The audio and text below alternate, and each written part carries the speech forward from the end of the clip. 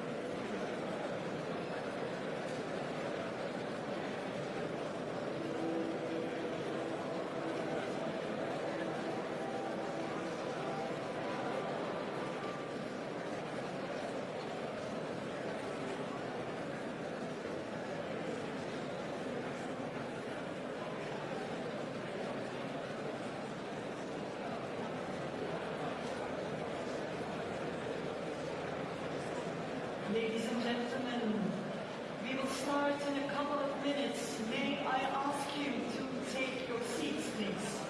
Thank you.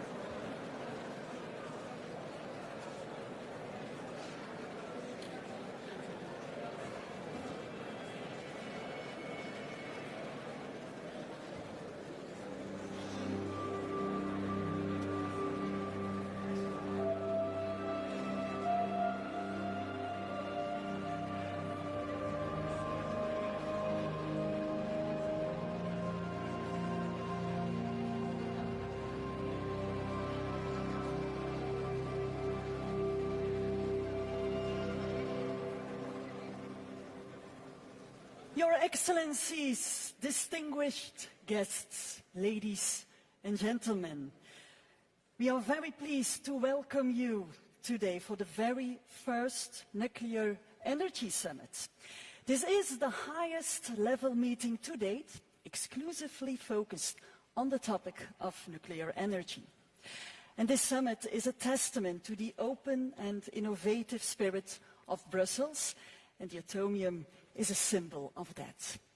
Today will feature national statements by each of the delegations present, a host press conference, and a sequence of panel discussions to debate the place of nuclear power in our road to net zero. Allow me to give the floor to one of today's hosts, the Belgian Prime Minister, for his opening remarks. Please welcome Mr. Alexander de Croo.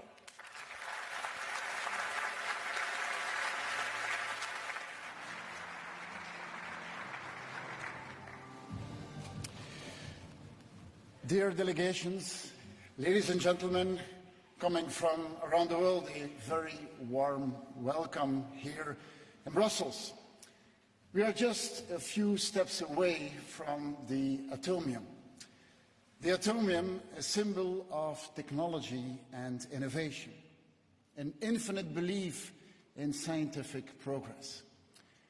When the Atomium was erected in 1958, it was very different from your everyday monument. It echoed the optimism about the atomic age, with gleaming spheres evoking scientific wonder. Reflecting human ingenuity, the Atomium inspired generations to come. This is the very reason why we meet today.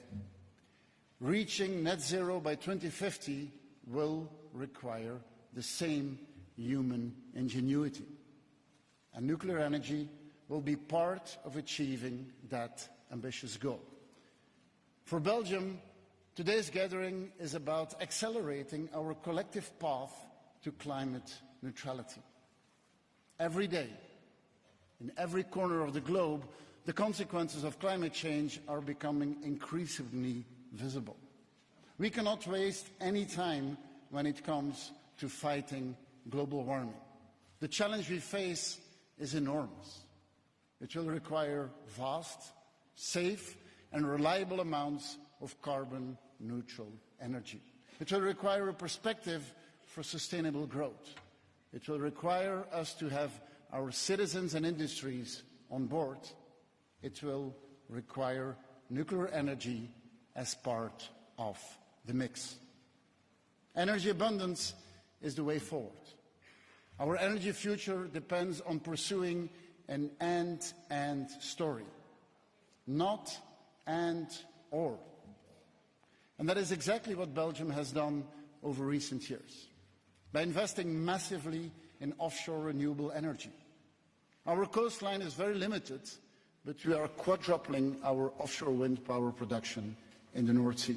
By 2030, our production will cover the electricity consumption of 5 million households, almost all of our population. We are erecting the world's first energy island in our waters, with interconnectors that will connect wind farms from all over Northern Europe.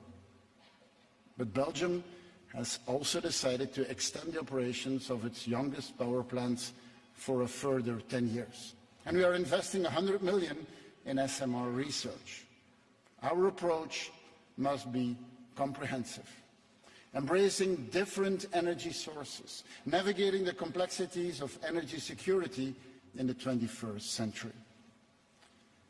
This first Nuclear Energy Summit brings together over 300 CEOs, entrepreneurs, scientists and civil society figures alongside 37 political leaders. You will plan our common energy future together, from intentions to projects, from PowerPoints to standardization and scalability. To achieve our goals, we will need your ingenuity. Governments, but even more so, our citizens and private partners. We will only succeed when innovation is brought to the market in a cost-effective manner. Repeatability is at its heart, pushing back the optimism bias that all too often hinders budgeting and planning. This is the key to achieve the promise of the atom once again.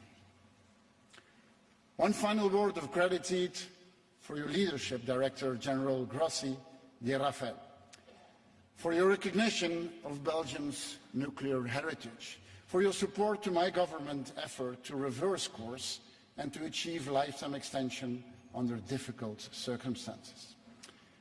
I wish all of you here today creativity, perseverance, and of course, ingenuity. Enjoy this first global summit for nuclear energy. We are proud to be your host. Thank you very much.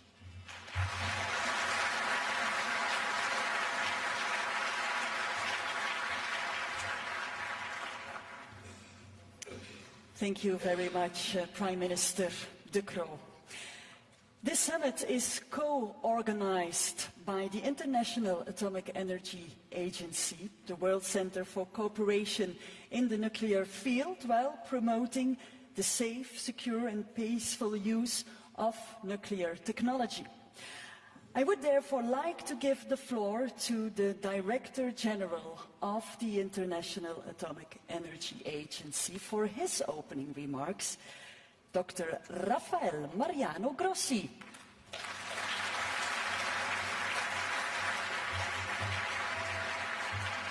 Thank you very much. Good morning, everybody. Good morning, ladies and gentlemen. Dear Alexander, thank you for hosting us for this first ever nuclear energy summit.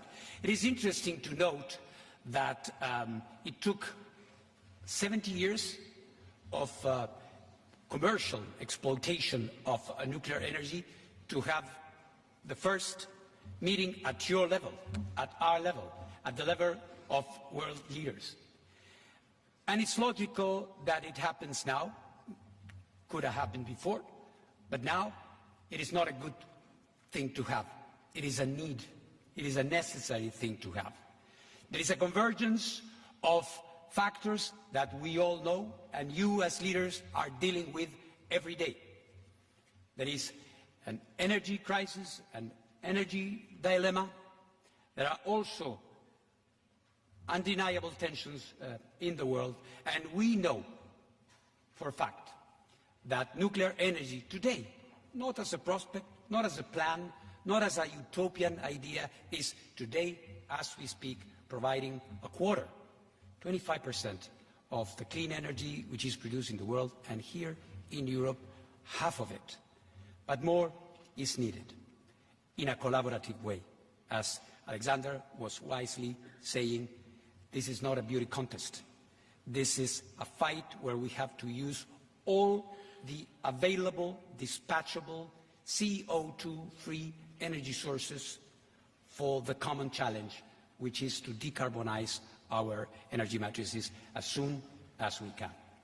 And we are moving in that direction. As I was saying, it took 70 years to get to the first summit. It took 28 conferences on climate change to recognize at long last that nuclear should be accelerated. And it's good that it has happened. Better late than never. And now we need to see what is needed so that this is done in the right way. And this is why the IAEA is part of the effort. This is why we are here. Because we were created in the 1950s, more or less at the time the beautiful atomium was being built. In fact, the atomium was 58. The IAEA was created in 57, after the 1953 Atoms for Peace speech by President Eisenhower at the United Nations. Atoms for Peace is what we need. And Atoms for Peace is all about the challenge that we have in front of us. The important thing is that this, in a world that is, of course, confronted with all these tensions and differences, this, as you can see here, this is a global effort. It's not Europe, it's Africa, it's Asia, it's Latin America, is North America, is the world that needs this to get its act together and to do it in a better way. But of course, when we meet at this level of leaders, it's not to celebrate or simply to commemorate something, it's to think about how to do it better and how to do it right. And this is why I'm very proud to say that all the participants from all over the world reunited here in Brussels have agreed on a declaration that addresses these points. This declaration addresses all these points, but also focuses on what we still need to do in order to facilitate, to make possible that this promise, that this factor, that the nuclear factor is there in the right way. And what we have in mind here, of course, is aspects that are very, very concrete, very tangible, like the financing, for example.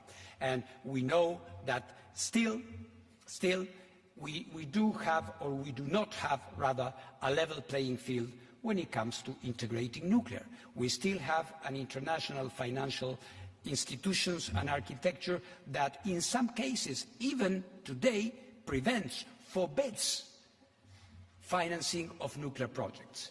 But we have moved beyond that. A page has been turned, and we have to make sure that we are well aligned to do what we need to do. This is why we are so happy to be here. This is why the first ever nuclear energy summit is marking a way forward. And the IAEA is going, of course, to be playing its role, to make sure that whenever that happens, whenever nuclear energy is used, whenever we are benefiting from that, this is going to be done in a safe, secure, and in a non-proliferation way. So thank you again, Alexander, for having so graciously hosted this important historic meeting. We are there. We are going to be working together. This is a decision. Nuclear energy will be part of the solution, and we are very happy to be doing it with you. Thank you very much.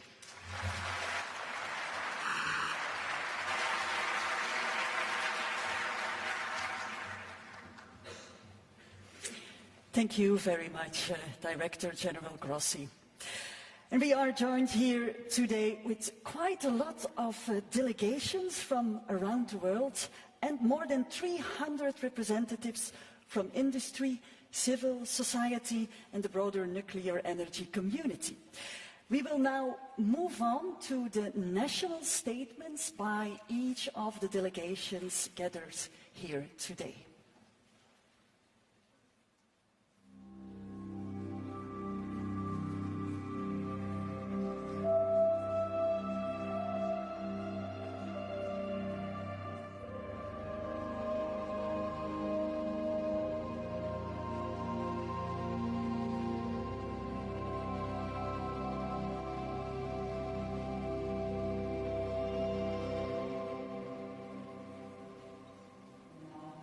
Welcome the President of the European Council, His Excellency Charles Michel.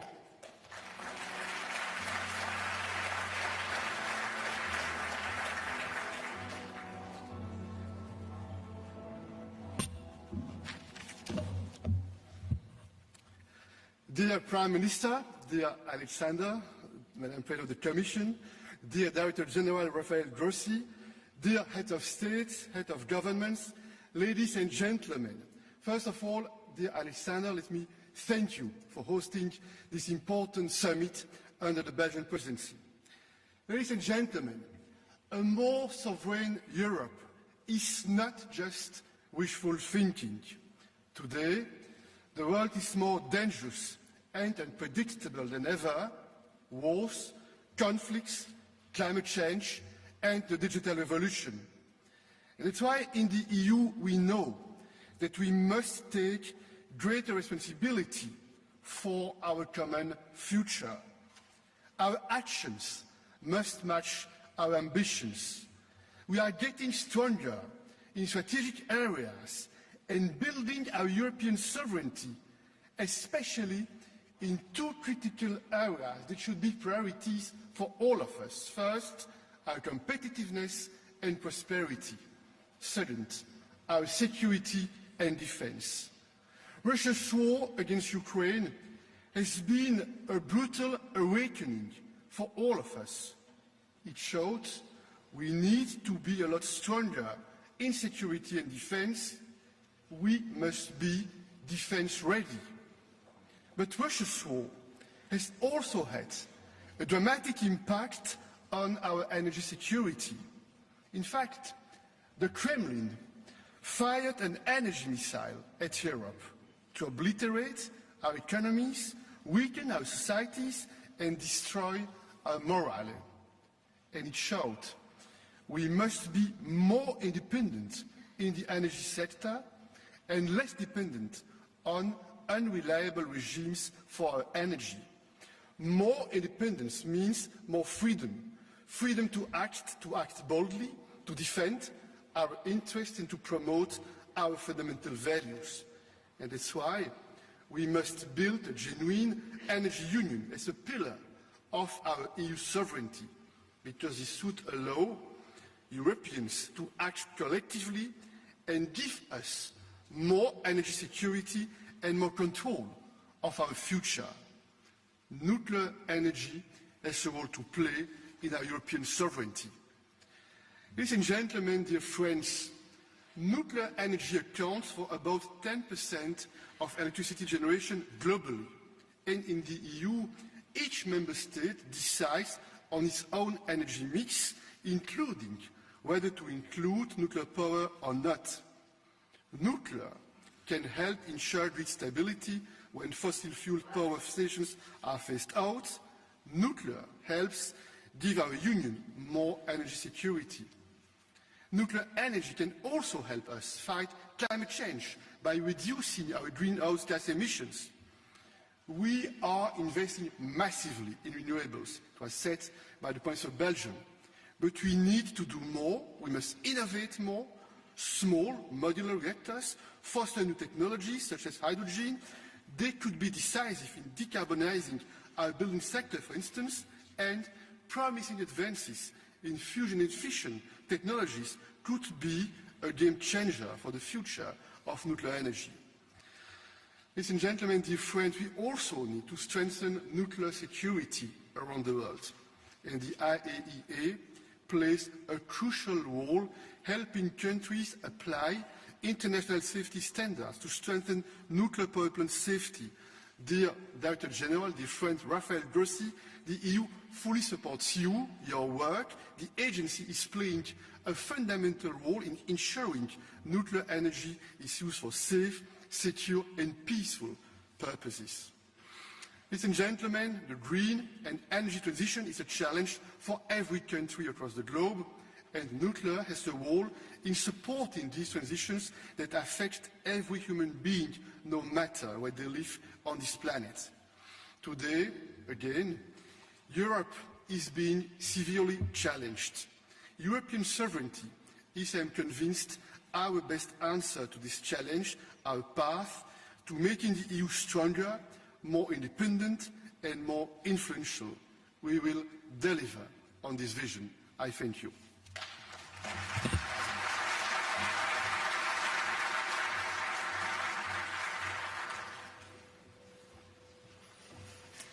Thank you very much, Mr. President. And now I'm very honored to give the floor to the President of the European Commission.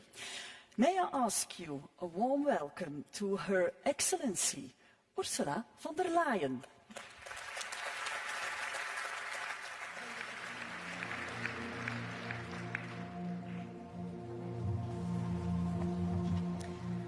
Dear Prime Minister Alexander De Croo, fellow leaders, Excellencies, Director General Grossi, ladies and gentlemen, thank you very much for this opportunity to address this summit meeting. As everyone is aware, there are different views across the European Union on nuclear power. But I am here because I believe that in countries that are open to the technology, nuclear technology can play an important role in the clean energy transition. I can also see that after the global energy crisis caused by Russia's invasion in Ukraine, many countries are giving a fresh look to the potential role that nuclear might play. So why is this? First of all, of course, to reach our climate goals. Let us not forget that nuclear power worldwide is the second largest source of low-emission electricity after hydropower. Second, of course, to safeguard our energy security. Countries look to reduce their dependence on imported fossil fuels. And the third reason is to ensure our competitiveness. Nuclear power can provide a reliable anchor for electricity prices. Now, this renewed interest comes at a pivotal moment. Most pathways to net zero keep a place open for nuclear power. And if I look at the International Energy Agency's 2050 scenario, for example, nuclear power, nuclear capacity has more than to double till 2050, while renewables, of course, take the most of the work of decarbonizing global electricity supply. And yes, also our European Commission projections show that renewable energy sources in the majority are complemented by nuclear energy and will be the backbone of the EU power production by 2050. However, this future for nuclear technology is hardly assured. The reality today in most markets is a reality of a slow but steady decline in market share. So if you look at the world as a whole, nuclear currently accounts for 9% of the global electricity mix. But in 1988, nuclear power reached 18% share. That is the double of today. And the same is visible within the European Union. Nuclear power is still the largest single source of electricity generation in the European Union, with a 22% share. But that share is substantially below the levels reached in the 1990s, when nuclear power generated 1/3 of Europe's electricity. So what would it take for nuclear to make a substantial contribution to our climate neutrality objective? And I see a few key tasks ahead of us. The main one is to secure new investments.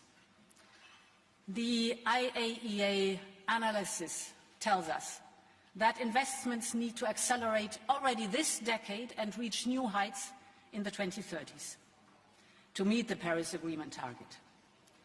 That requires support from governments to ensure that financing is available and that nuclear's contribution to electricity security is properly valued and remunerated.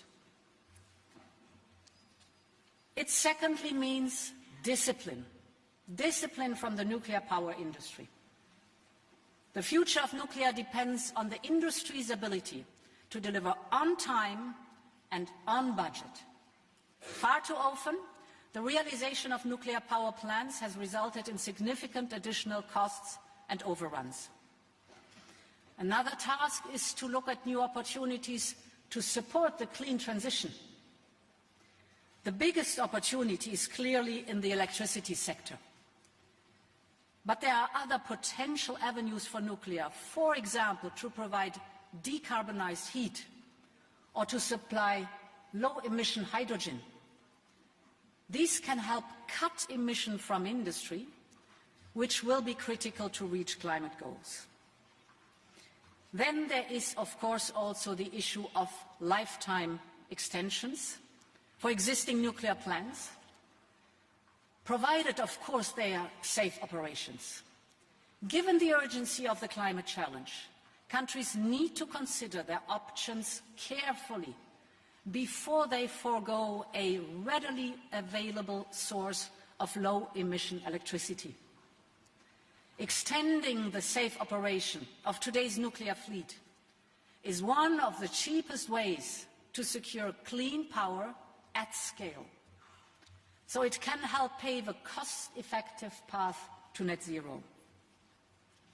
The final task is to innovate. Innovation in nuclear technologies is a very dynamic space, particularly for nuclear power technologies such as small modular reactors. And of course, as with every emerging technology, there are ups and downs, successes and failures. That is quite normal. But SMRs are a promising technology, and there is a race underway. The race is among leading countries and companies to prove this technology and bring it to the market. More than 80 projects around the world are moving forward, and several of our member states have expressed a strong interest in SMRs, so let's go for it. So to conclude, I leave you with these 4 tasks. Invest now in climate neutrality 2050. Broaden your engagement with clean energy transition. Consider the extending of lifetimes of existing plants with full commitment to the highest level of safety, and innovate. If the industry and governments can deliver on these tasks, then I can see a way forward for nuclear power to make a significant contribution to a rapid, safe and secure net zero future. Thank you very much.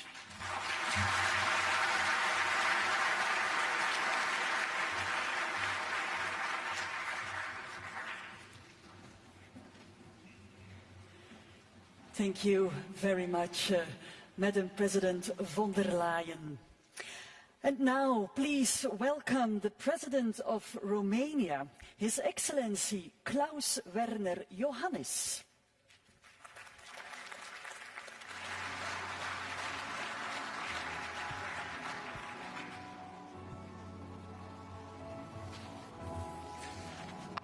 Thank you.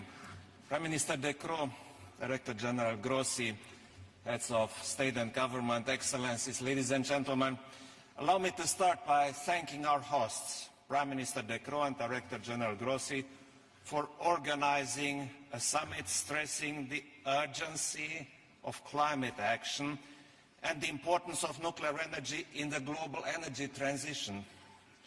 This summit bears profound significance, emerging in the aftermath of the landmark inclusion of nuclear energy in the global stocktake at COP28 in Dubai.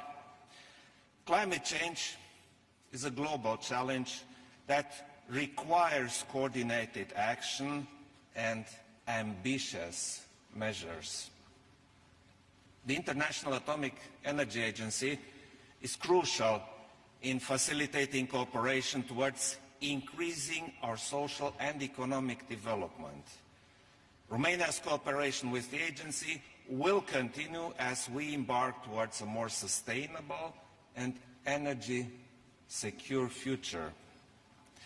Ladies and gentlemen, Romania is determined to develop its nuclear energy program through enhancing large-scale production capacity and deploying the innovative small modular reactor technology by working with the United States and other key partners. Moreover, we aim to become a regional leader in nuclear energy operations and deployment, in training specialized workforce and the supply chain hub for nuclear energy production. In developing the National Nuclear Energy Program, we are committed to safety for the public and the environment, secure operation of our facilities, and full compliance with our non-proliferation requirements. Excellencies, I expect today's summit to strengthen the commitment to the expansion of nuclear power in the European Union and global energy mix. This commitment is essential for unlocking timely investments, for consolidating supply chains, and for training the next generation of nuclear energy specialists. I welcome recent steps taken in this regard by the European Commission, such as the European Industrial Alliance on small modular reactors. We need to make sure that our nuclear energy ambitions benefit from suitable financial support, considering also the role of nuclear power in accelerating decarbonization. Combining public and private funding is crucial in creating a business model for accelerated nuclear deployment, easily replicable.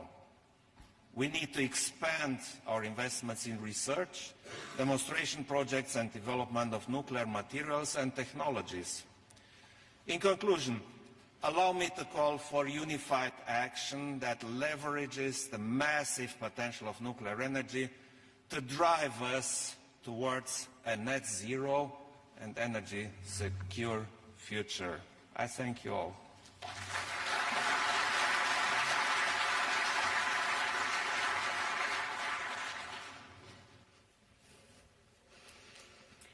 Thank you very much, Your Excellency.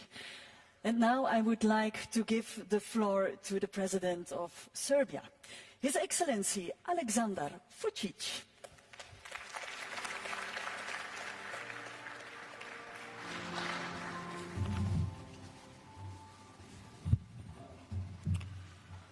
Dear Alexander, thank you for hosting us.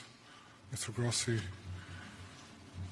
dear colleagues, dear friends, I will do my best to be as brief as it is possible. You cannot learn a lot from Serbia on these issues because after the breakup of former Yugoslavia, we haven't had any experiences with nuclear energy. But I believe that this summit is of an utmost importance for the future of my country as well for the future of an entire European continent, and much more important than many meetings, gatherings, forums we attended so far, and which were like bureaucratically organized just to see each other and not to do many things.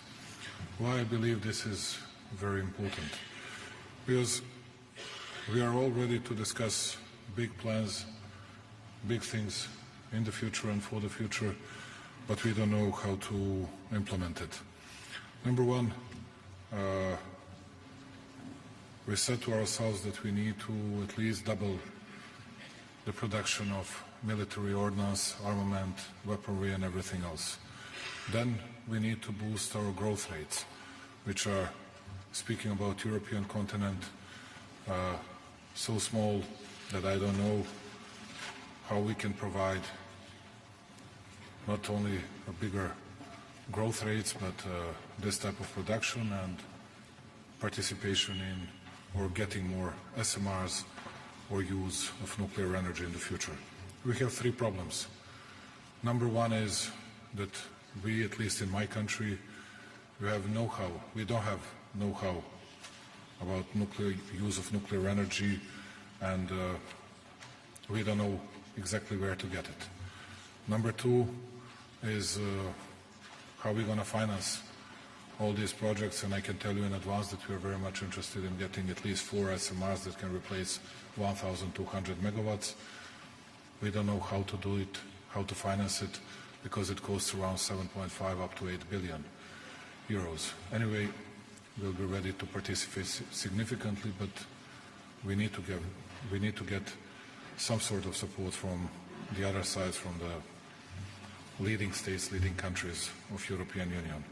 And number three, it means that we'll always need to get a change of mindsets of our people, which is not easy, but we are ready to do it, which means that we'll not only adjust, but we'll have to change an overall legislative framework, and we'll do it. And at the end, if we're going to have a continuation of terrible security situation, which means different type of wars in the world, my question would be, who's going to finance it? How are we going to finance it? How are we going to secure bigger growth rates? How are we going to produce more military equipment than we used to? Or is it just another fairy tale? Anyway, I believe this is very useful. I really believe in this and would like to get a lot of help, particularly know-how for my country, and will ask our hosts and all the others to be as much supportive as it is possible. And Mr. Grossi, please come to Belgrade as soon as possible. You're always very welcome, and thank you for listening to me. I'm sorry that it took a lot of your time. Thank you very much.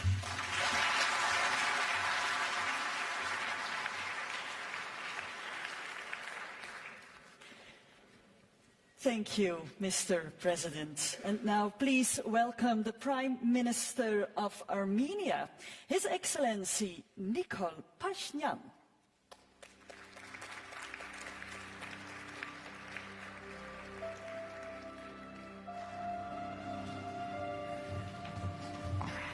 Thank you very much. Prime Minister De Croo, Director General Grossi, Excellencies, ladies and gentlemen. I extend my sincere gratitude to Director General Grossi for convening this inaugural Nuclear Energy Summit and to Prime Minister De Croo for generously hosting this important gathering.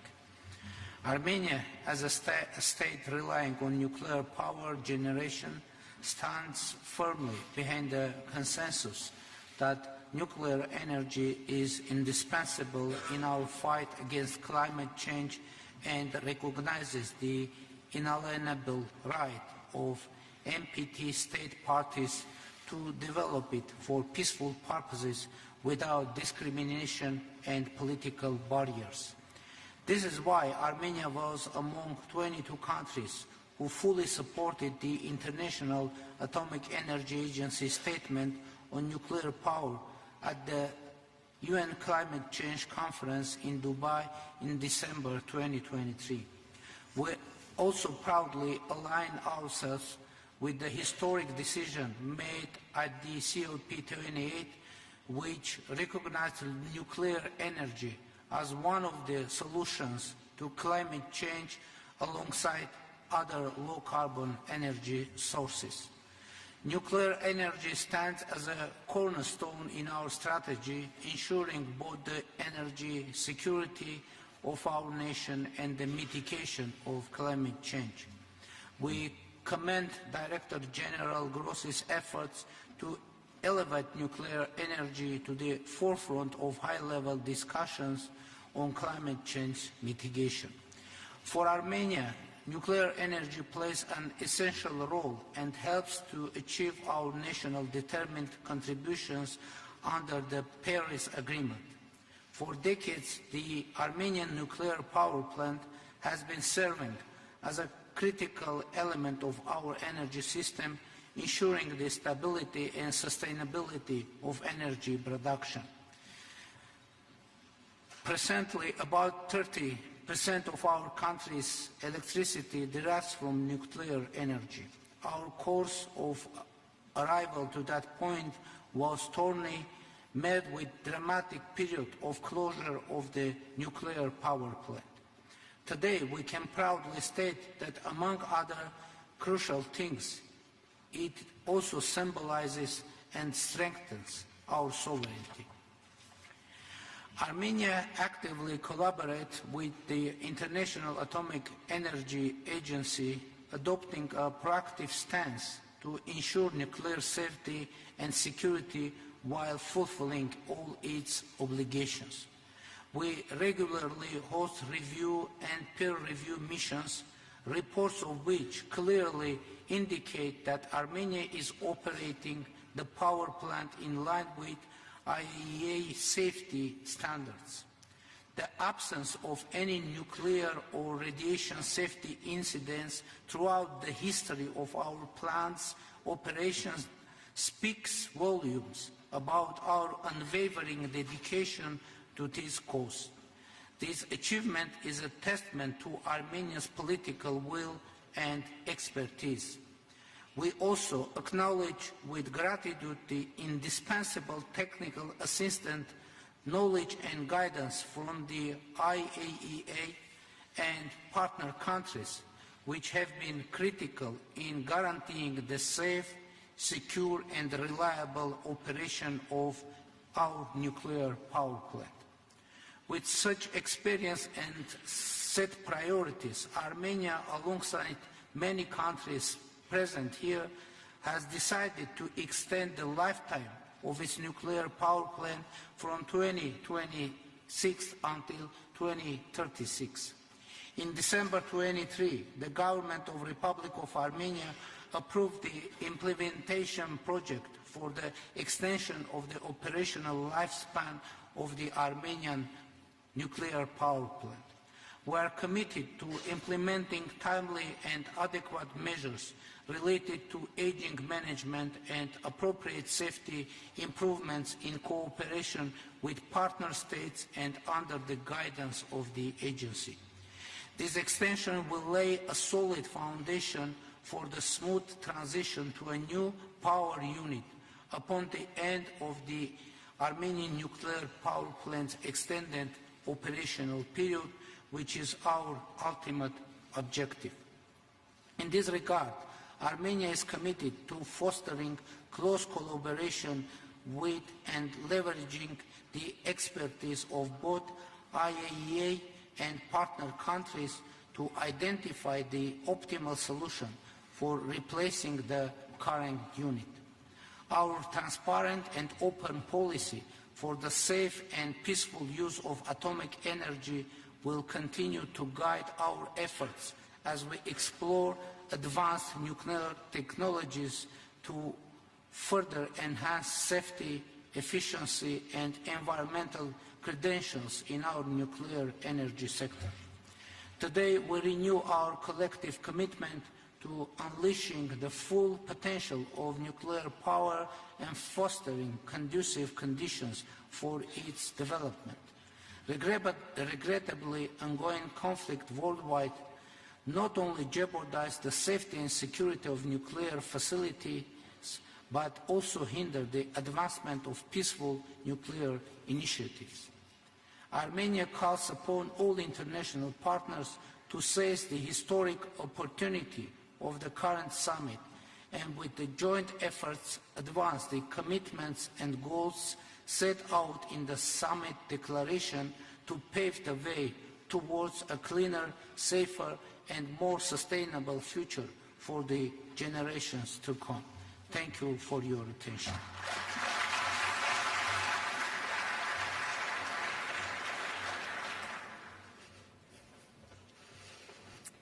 Thank you, Mr. Prime Minister. May I ask a warm welcome for our next speaker, Prime Minister of Bulgaria, His Excellency Nikolai Denkov.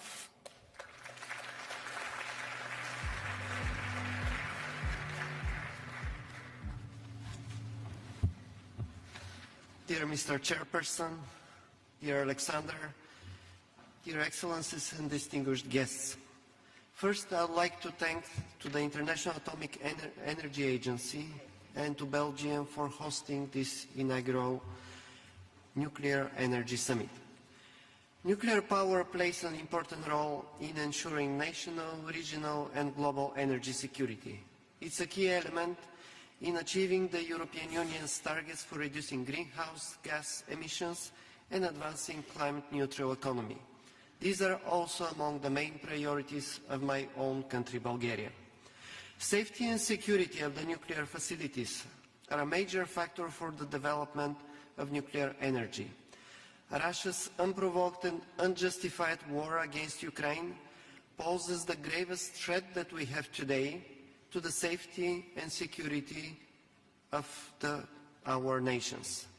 Russia's illegal seizure of Zaporizhzhia nuclear power plant has led to unprecedented nuclear safety and security breaches that threaten Ukraine and the wider European region.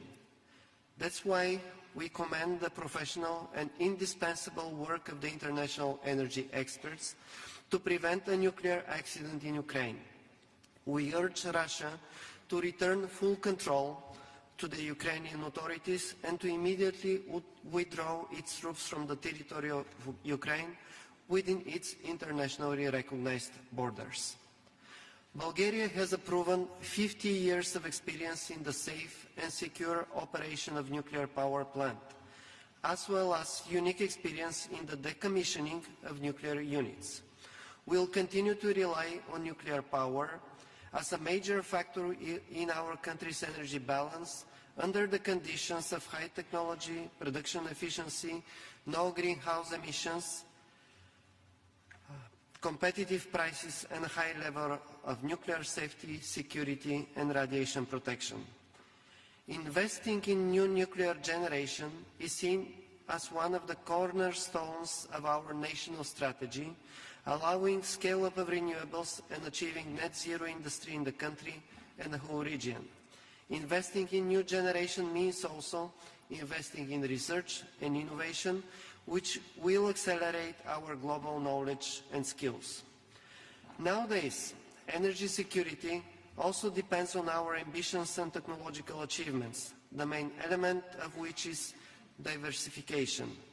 Over-dependence on a limited range of sources exposes us to supply disruptions and price volatility.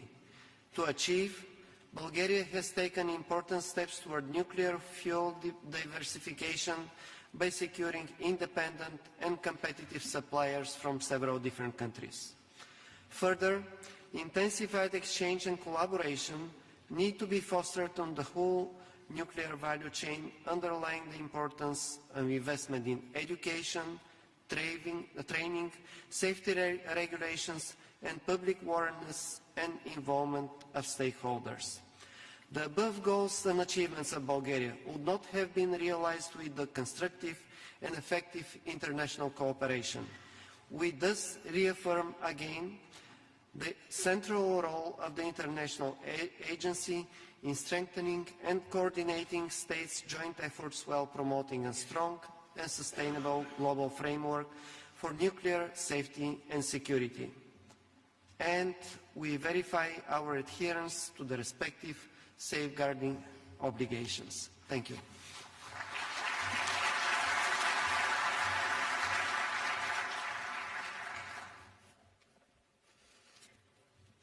Thank you, Your Excellency. And now please welcome Xi Jinping's Special Representative and Vice Prime Minister of China, His Excellency Zhang Hunting.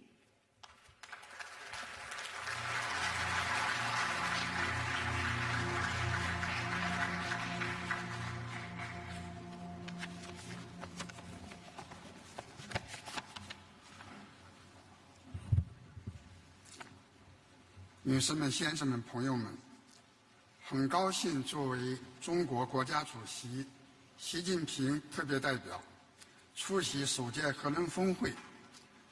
首先，我荣幸地转达习近平主席对国际原子能机构和比利时举办首届核能峰会的良好祝愿，预祝峰会取得圆满成功。核能在应对气候变化、保障能源安全中具有独特的优势。10年前，习近平主席提出理性、协调、并进的核安全观。2020年，习近平主席郑重宣布，中国将力争2030年前实现碳达峰，2060年前实现碳中和。为了实现这一目标，我们将核电作为构建新型能源体系的重要选项，制定实施了积极、安全、有序发展核电的政策措施。截止到2023年底，中国大陆在运核电机组55台，在建机组36台。去年核电发电44万吉瓦时，相当于节约标煤440,000 gigawatt-hours of electricity, equivalent to saving 130 million tons of standard coal and reducing 350 million tons of CO2 emissions. At the same time, we have actively assisted fellow developing countries in training nuclear professionals and building nuclear energy infrastructure. We have expanded cooperation in the application of nuclear technology in such fields as culture, agriculture, medical care, etc. Through concrete actions and real results, China has made its contributions to the global transition to green and low-carbon energy. Dear colleagues, to address climate change and ensure energy security is a common challenge facing the entire humanity.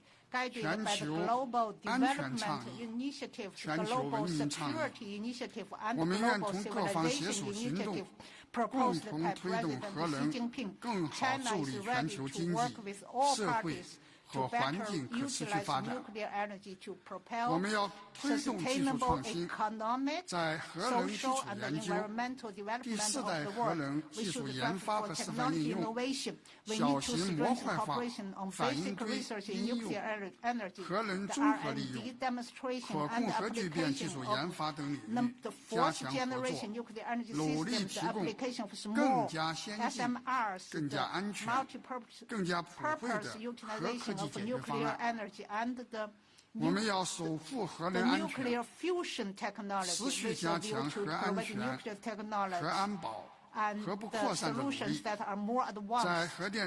We should safeguard nuclear security and security safety. We need to double down efforts on nuclear safety, security, and non-proliferation, depending on changes and cooperate on the operation and the regulation of nuclear power plants and the management of spent fuel and radioactive waste. We should promote inclusiveness. We need to scale up technical support and resource input for developing countries, support them in including nuclear in their energy mix, and let the outcomes of nuclear development benefit more countries. We should uphold openness and ordinance. We need to advance global nuclear energy governance in a more just and equitable direction, strengthen international division of labor and collaboration in the nuclear industry, enhance the resilience and the security of the global nuclear industrial and supply chains, and oppose any politicization of the peaceful use of nuclear energy. Colleagues, the IAEA is a global center of nuclear cooperation with a mission to promote atoms for peace and development. This year marks the 40th anniversary of China's accession to the IAEA. We will continue to work with the IAEA and all parties to realize the mission, contribute to an open, inclusive, clean, and beautiful world of lasting peace, universal security, and shared prosperity, and jointly build a community with a shared future for mankind. Thank you. Thank you very much, Mr. Vice Prime Minister of China. And now please welcome the Prime Minister of Croatia, His Excellency Andrej Plenković.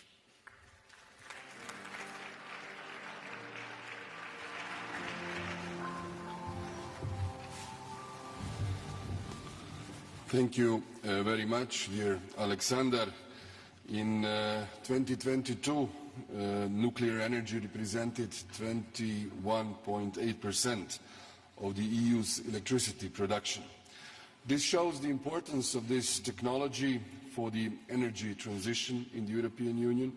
Moreover, in light of recent geopolitical developments, particularly Russia's aggression against Ukraine, it is crucial that this technology is recognized and supported as a key element, helping to secure the European Union's energy independence alongside with energy coming from renewable resources. In order to achieve our goals by 2050 and strengthen our global competitiveness, we need to set a clear and predictable framework for the research and development and financing of nuclear technology. This is important not just for our citizens and businesses, but also for potential investors and the scientific community who are working tirelessly on different types of projects based on nuclear technology. In this regard, I would like to highlight a major change has been brought about by the recognition of nuclear energy as an environmentally sustainable, because the taxonomy adopted in the EU legal framework paves the way for private investments in this strategic technology for the implementation of the European Green Plan. Thanks to our efforts, the next step should be to open the discussions on the possibility of financing new nuclear projects through the EIB and other relevant financial institutions. My country, Croatia, does not have a nuclear power plant on its national territory, but we are equal co-owners with Slovenia of the Krško nuclear power plant located on Slovenian territory. This is the reason why international statistics sometimes incorrectly present the share of nuclear energy in the Croatian energy mix, which is not zero, since it represents 20% of our electricity production, which is not imported from Slovenia but actually repatriated to Croatia. Over the years, we have invested more than 350 million euros in strengthening nuclear security, an essential prerequisite for extending its lifespan. We have thus guaranteed that this plant will remain operational until 2043. Furthermore, regarding the nuclear energy for the future beyond 2050, we are very much interested in the development of small modular reactors. This is why we welcome the initiative to launch the European Industrial Alliance on Small Modular Reactors. It is important for this technology becomes commercial and is led by the European industry. When it comes to the strategic development of nuclear energy, we must not forget about fusion, clean nuclear energy without radioactive releases. It is the future of nuclear energy for the second half of the century. Great progress has already been made with ITER, International Thermonuclear Experimental Reactor, being an excellent example of successful international cooperation. We are strongly involved in the EU's nuclear fusion program. On the one hand, we have an industry that is very actively involved in the construction of ITER, and on the other hand, with our Spanish friends, we are actively working on the DONES project, which is an important segment of the nuclear fusion program. I am convinced that the nuclear fusion will ensure the continuity of nuclear energy beyond 2050 and become an important segment in a world where CO2 emissions have, I hope, been significantly reduced. To achieve this, it is necessary to work even more intensively on the implementation of ITER, DONES, and ultimately the construction of the nuclear fusion power plant demo. The EU is able and must provide all the necessary support for the future development of nuclear fusion, in particular by adopting a European strategy for nuclear fusion as a first step towards the accelerated development of nuclear fusion. This will create synergies and ensure that the EU becomes an important link in the future global nuclear fusion industry. If all member states decide to work together, the European Union will be able to mobilize the scientific, technical and financial capital necessary to tackle the biggest challenges in the nuclear sector and pave the way for clean nuclear power, whose resources are virtually unlimited without radioactive waste. Thank you very much.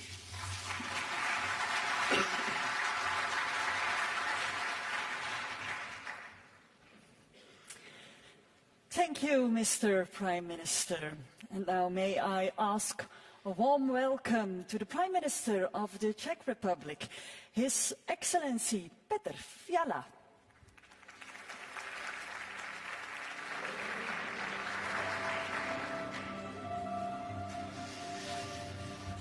Dear Prime Minister, dear Alexander, dear Director General Grossi, Excellencies, ladies and gentlemen, thank you for today's summit. The time is limited, so I will give you only 3 short perspectives of the importance of nuclear energy, global, European and Czech. For more than 2 years, we are facing the Russian war of aggression against Ukraine and energy blackmail of many other countries. This is combined with geopolitical issues in other parts of the world. It is important to end our dependency on fossil and nuclear fuels from aggressive and unreliable countries. We should work to achieve energy security by cooperating among reliable partners. Together we need to work on ensuring sustainable, affordable and secure energy. Nuclear energy, together with renewable energy, is and will be the essential part of our energy mix. At the European level, we have initiated the Nuclear Energy Alliance. It now includes more than half of EU member states. Nuclear alliance countries and our industries are leaders of the nuclear renaissance in Europe. Together we stand for respecting nuclear energy as low-carbon source in key EU legislation. This will help us reach our climate goals. We must include this nuclear strategy into the policy programme of the next European Commission. We cannot waste any more time. Finally, from the Czech perspective, nuclear is a cost-effective way to decarbonisation. It brings grid stability and security of supply. It is the only way to reach our energy independence. Our goal is to reach a 50% share of nuclear energy in our power generation in 2050. We strive for long-term operation of our current 6 reactors for the next 60 years. Last year we made sure that we will not be dependent on Russian fuel anymore.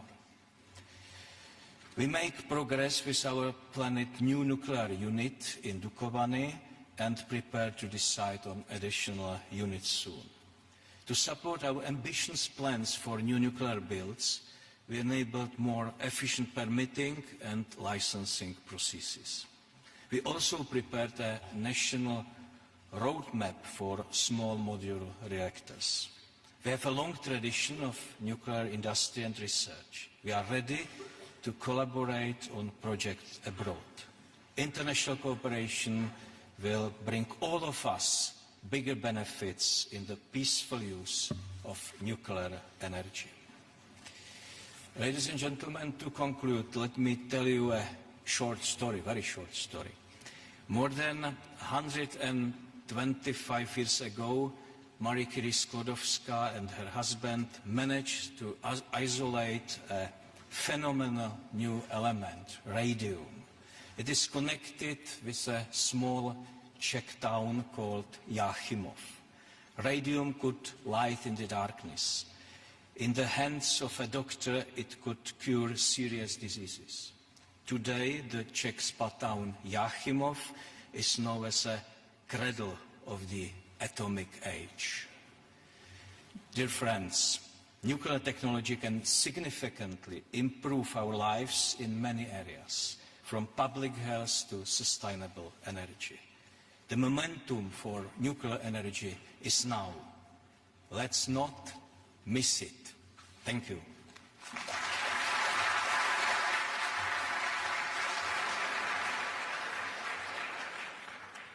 Thank you, Your Excellency.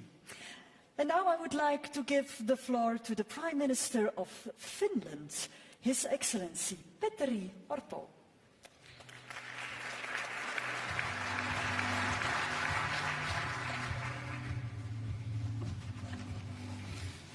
Prime Minister de Croo, Director General Grossi, President Macron, dear colleagues, this summit is a great opportunity to discuss nuclear energy both in European and in global context. Nuclear energy is a key in building clean, secure and affordable energy system. For Finland, nuclear energy is a very important part of our sustainable energy system, and we need to work together in order to find right solutions in Europe and globally. For the European leaders, including many of us here today, setting EU 2040 climate target is one of the key priorities for the coming years. Globally, we need to strengthen our actions to meet objectives of Paris Agreement. Nuclear energy together with renewables is an answer to decarbonize our energy system and industry. We have to be ready to promote and defend a technologically neutral approach. In our view, technological neutrality should be the guiding principle in all measures when implementing the 2030 target.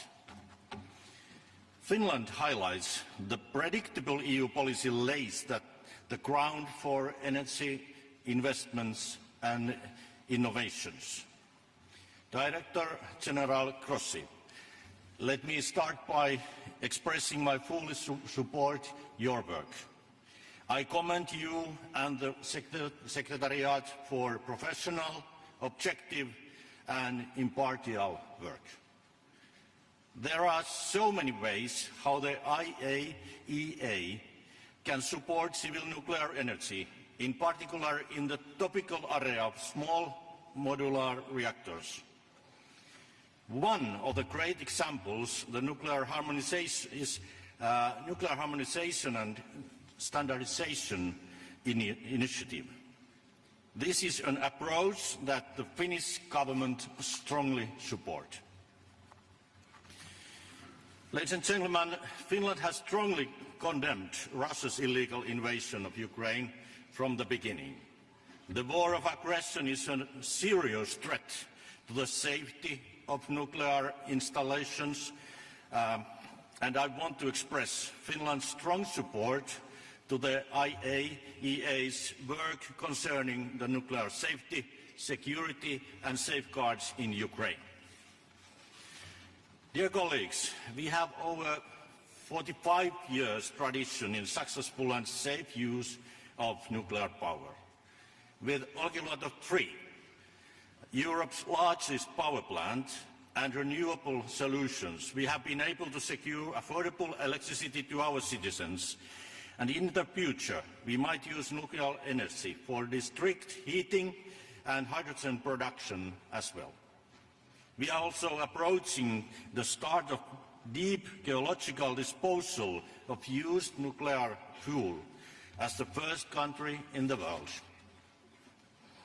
Finland calls for deeper international collaboration to ensure safe and secure usage of nuclear energy and for enabling development of new kinds of nuclear solutions. Thank you so much.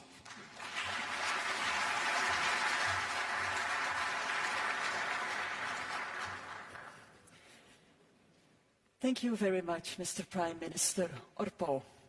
And now please welcome the Prime Minister of Hungary, His Excellency Viktor Orbán.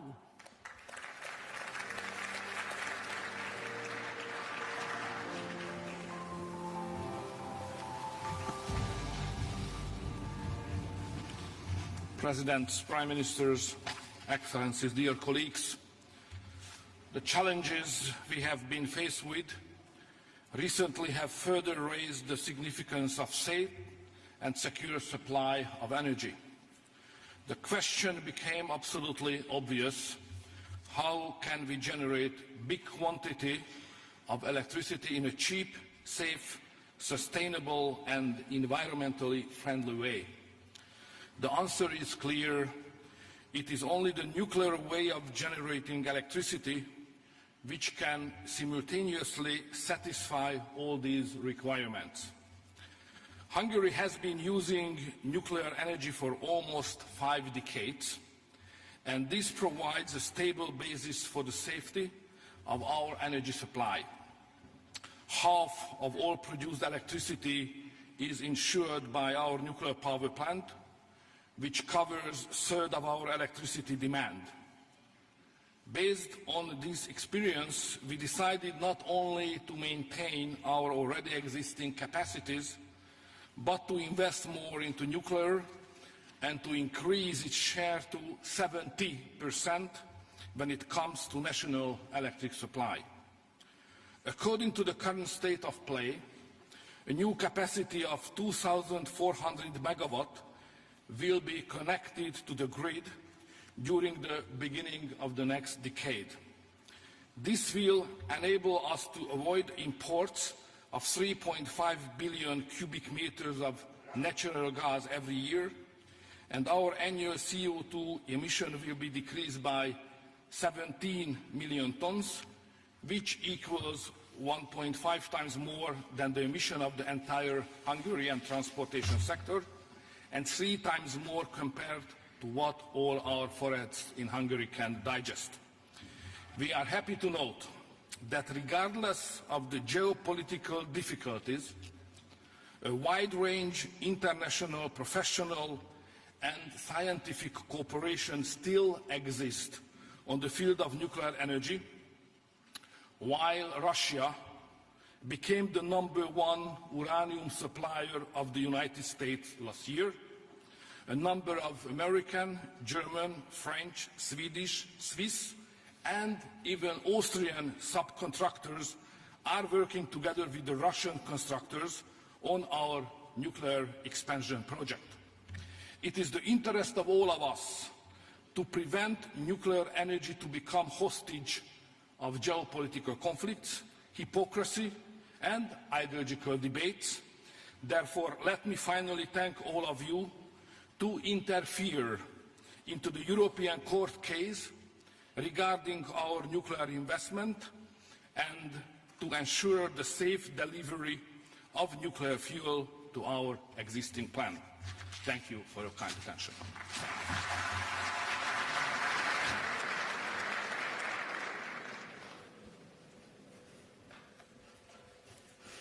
Thank you, Your Excellency.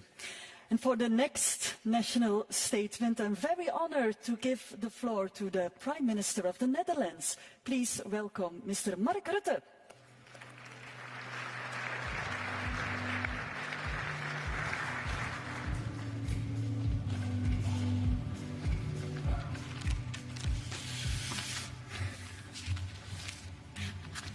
Ladies and gentlemen, dear colleagues, Alexander, thank you for hosting this important event.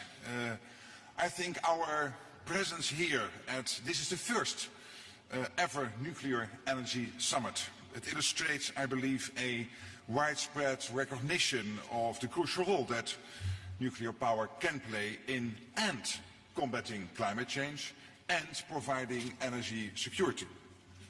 For a long time, many of us had reservations. A key reason being the 1986 Chernobyl disaster, which people of my generation still remember vividly. But times have changed. Safety technology has evolved. And, of course, our views on the urgency of a fossil-free future have changed dramatically in recent decades. I believe there can be no doubt now that the war in Ukraine and its impact on the energy sector has acted as an accelerator. Never before has the vulnerability of our energy system been felt so directly.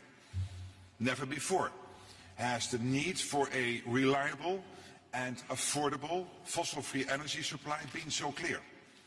And never before has it been so obvious that the energy transition cannot rest on solar and wind power alone. It is true that for the transition to succeed, we need every carbon-free energy source we can get. But we also need a source that's available come rain or shine. And that is nuclear energy. At COP28 we reached collectively a new milestone. In Dubai, more than 20 countries signed a declaration to triple nuclear energy capacity by 2050. The Netherlands is one of the signatories. Because we realize that we can't reach net zero anytime soon without investing heavily in nuclear energy. So that's exactly what we are doing. We are investing in the existing nuclear power plant in Borselen in order to keep it open longer. The mayor of that town will address this summit later today. And we are now preparing to build 2 new large-scale facilities in the years ahead. Yes, of course, we need to keep innovating to make nuclear energy ever safer and also more efficient. That goes without saying. And with that in mind, today I want to applaud the efforts of you, Mr. Grossi, and everyone at the International Atomic Energy Agency. The agency's role as a knowledge provider and also a watchdog. These two roles, it is crucial. Not only for individual countries, but also for the international community. You help foster the kind of global cooperation that we need to move forward. So let's keep working together for a safe and stable energy future that serves both people and planet. Thank you.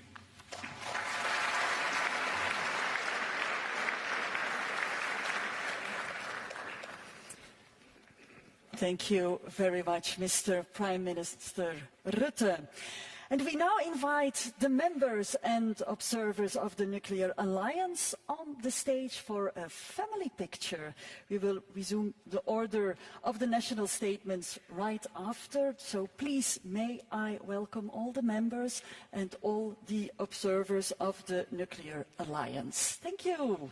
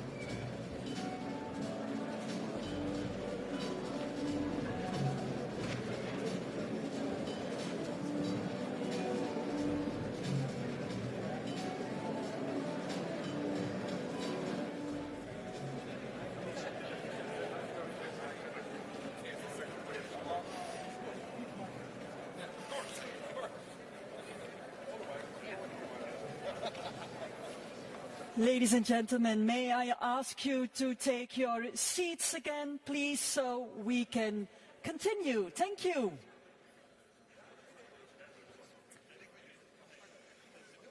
I'm sure it's going to be a beautiful family picture.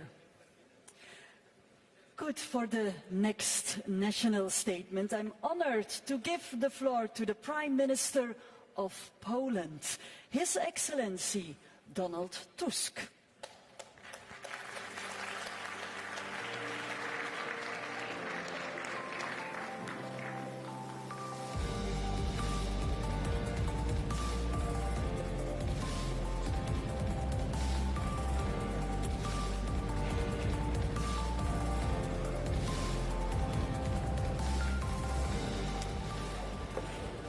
We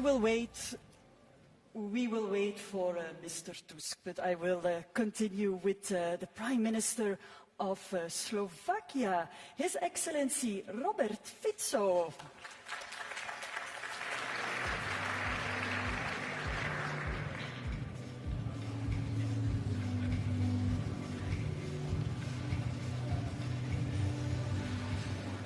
Thank you very much, ladies and gentlemen. First of all, I'd like to say that I agree with the declaration from this summit. Secondly, I really see this summit as a good example that the European Union is able to change its views. It was in 2007 when I was first time the Prime Minister in Slovakia, and we decided to finish 2 blocks of nuclear power plant in Mochovce. And my government was heavily criticized by the European Commission and by the European Union. So I hope that this summit is a good example that the European Union and its organs are able to change views not only in the field of nuclear energy but also in other fields. Ladies and gentlemen, atomic energy, nuclear energy plays decisive role in Slovakia, and Slovakia can be compared with France. Sometimes I can say that Slovakia is a small France when I compare how we use atomic energy in my country. Just to understand, we produce in Slovakia at the moment 1 million cars, and there are plans to produce 1.5 million cars per year. So we understand that if we want to face all these challenges connected with electromobility, we have to discuss the question how to guarantee supply of energy. That's why we have decided very recently to continue in the construction of nuclear plants in Slovakia. So I'd like to inform you that my government will invite all companies from the world to compete, because we would like to construct completely new nuclear power plant with a power 1,100 or 1,200 megawatts in Slovakia. So everyone who is interested in this field is absolutely welcomed in my country. Slovakia is a country that is able to construct power plants, is able to close, at the same time is able to deal with the accidents, because we had one accident in 70s in Slovakia. So please, everyone who is interested in experience in the field of atomic power is welcome to Slovakia. Thank you very much.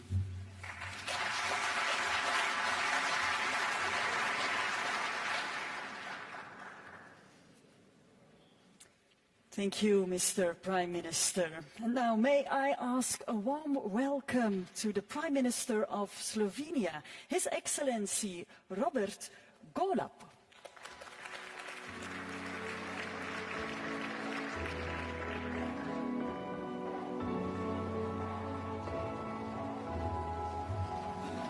Dear Alexander, Excellencies, ladies and gentlemen, there is no doubt that the global warming is the major threat to humanity, and that we must do everything we can to decarbonize all of the sectors. But the energy comes first.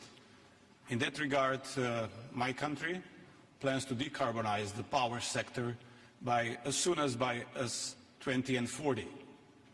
In order to get there, there is only one path forward, and that is the combination of both.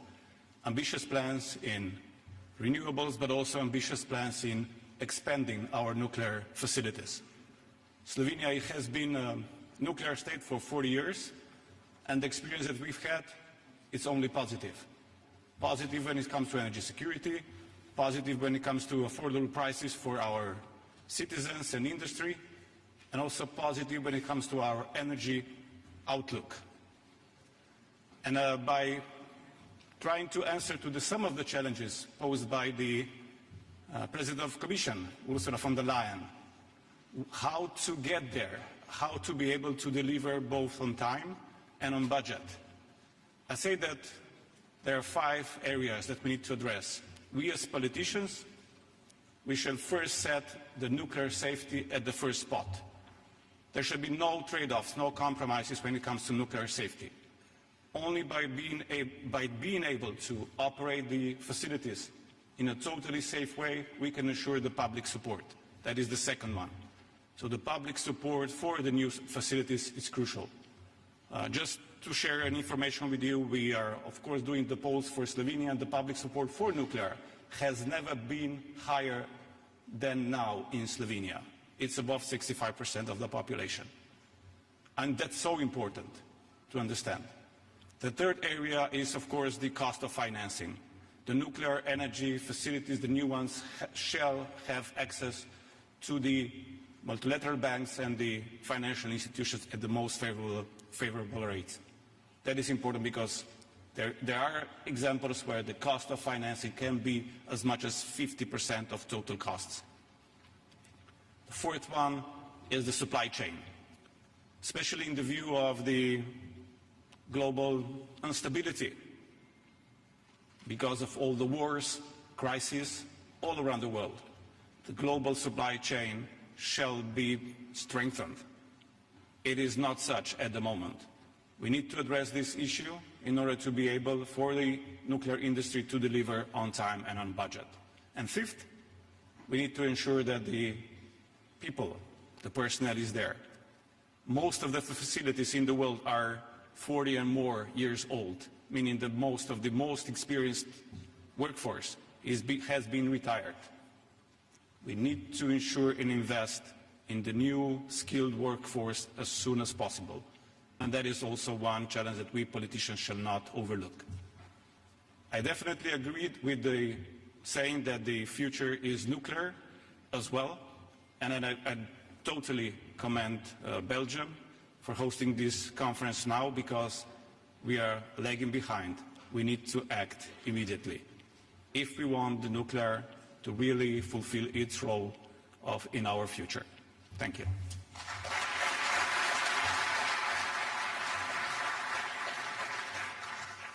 Thank you, Your Excellency. And now please welcome the Prime Minister of Sweden, His Excellency Ulf Kristersson.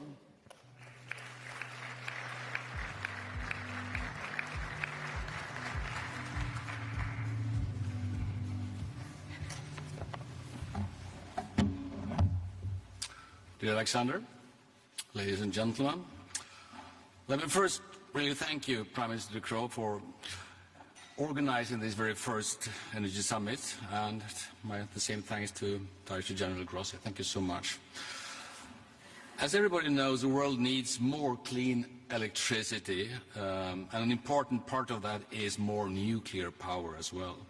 We need it, obviously, to combat climate change, and we need it to make the world safer in a time of geopolitical upheaval. At COP28, more than 20 countries, Sweden included, launched the Declaration of Triple Nuclear Energy.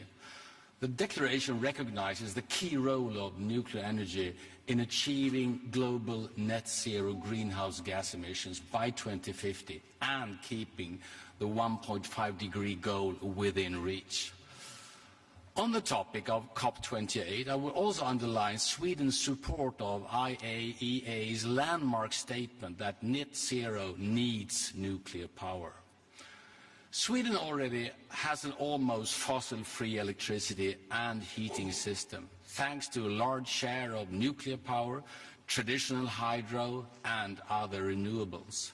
But to meet our climate targets by 2045, we need to electrify transportation and industry, which could double the electricity demand in only 2 decades.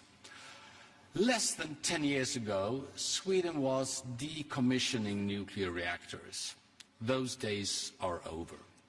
My government has reversed that policy and is now planning a significant expansion instead.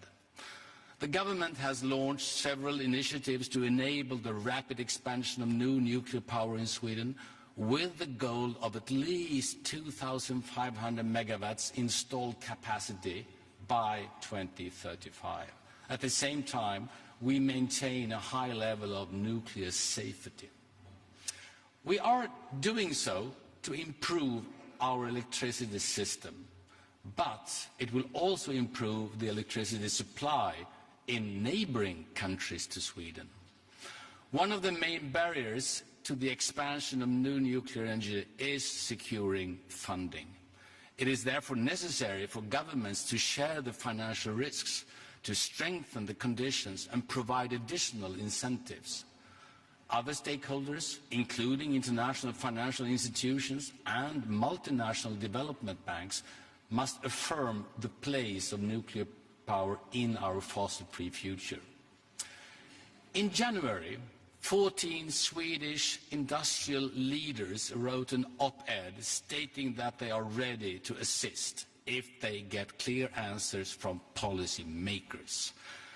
That is something all of us must consider going forward, because without energy policies, you have nothing like climate policies. We need to continue strengthening international collaboration to harness the full potential of civil nuclear energy and triple nuclear energy globally, while ensuring the safe, secure and exclusively peaceful use of nuclear technologies. The IAEA plays a vital role in all these aspects. I am looking forward to working closely with you all to achieve our common goals. Thank you so much. Thanks.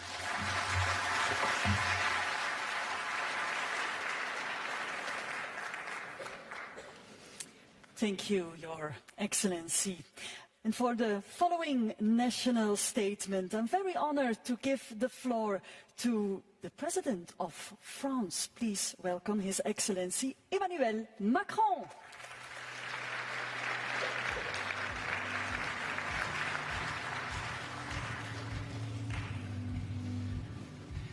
Thank you very much, President, Prime Ministers, dear Alexander, dear Rafael. Thank you. Thank you for this great initiative.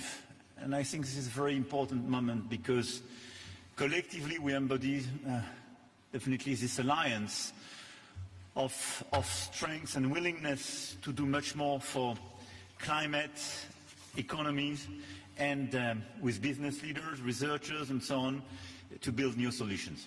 I don't want to repeat what my colleague perfectly expressed, but our challenge is to deliver on climate change and reduce our CO2 emissions, is to improve our sovereignty by securing our energy, and it's to improve our competitiveness in order to create jobs at the same time.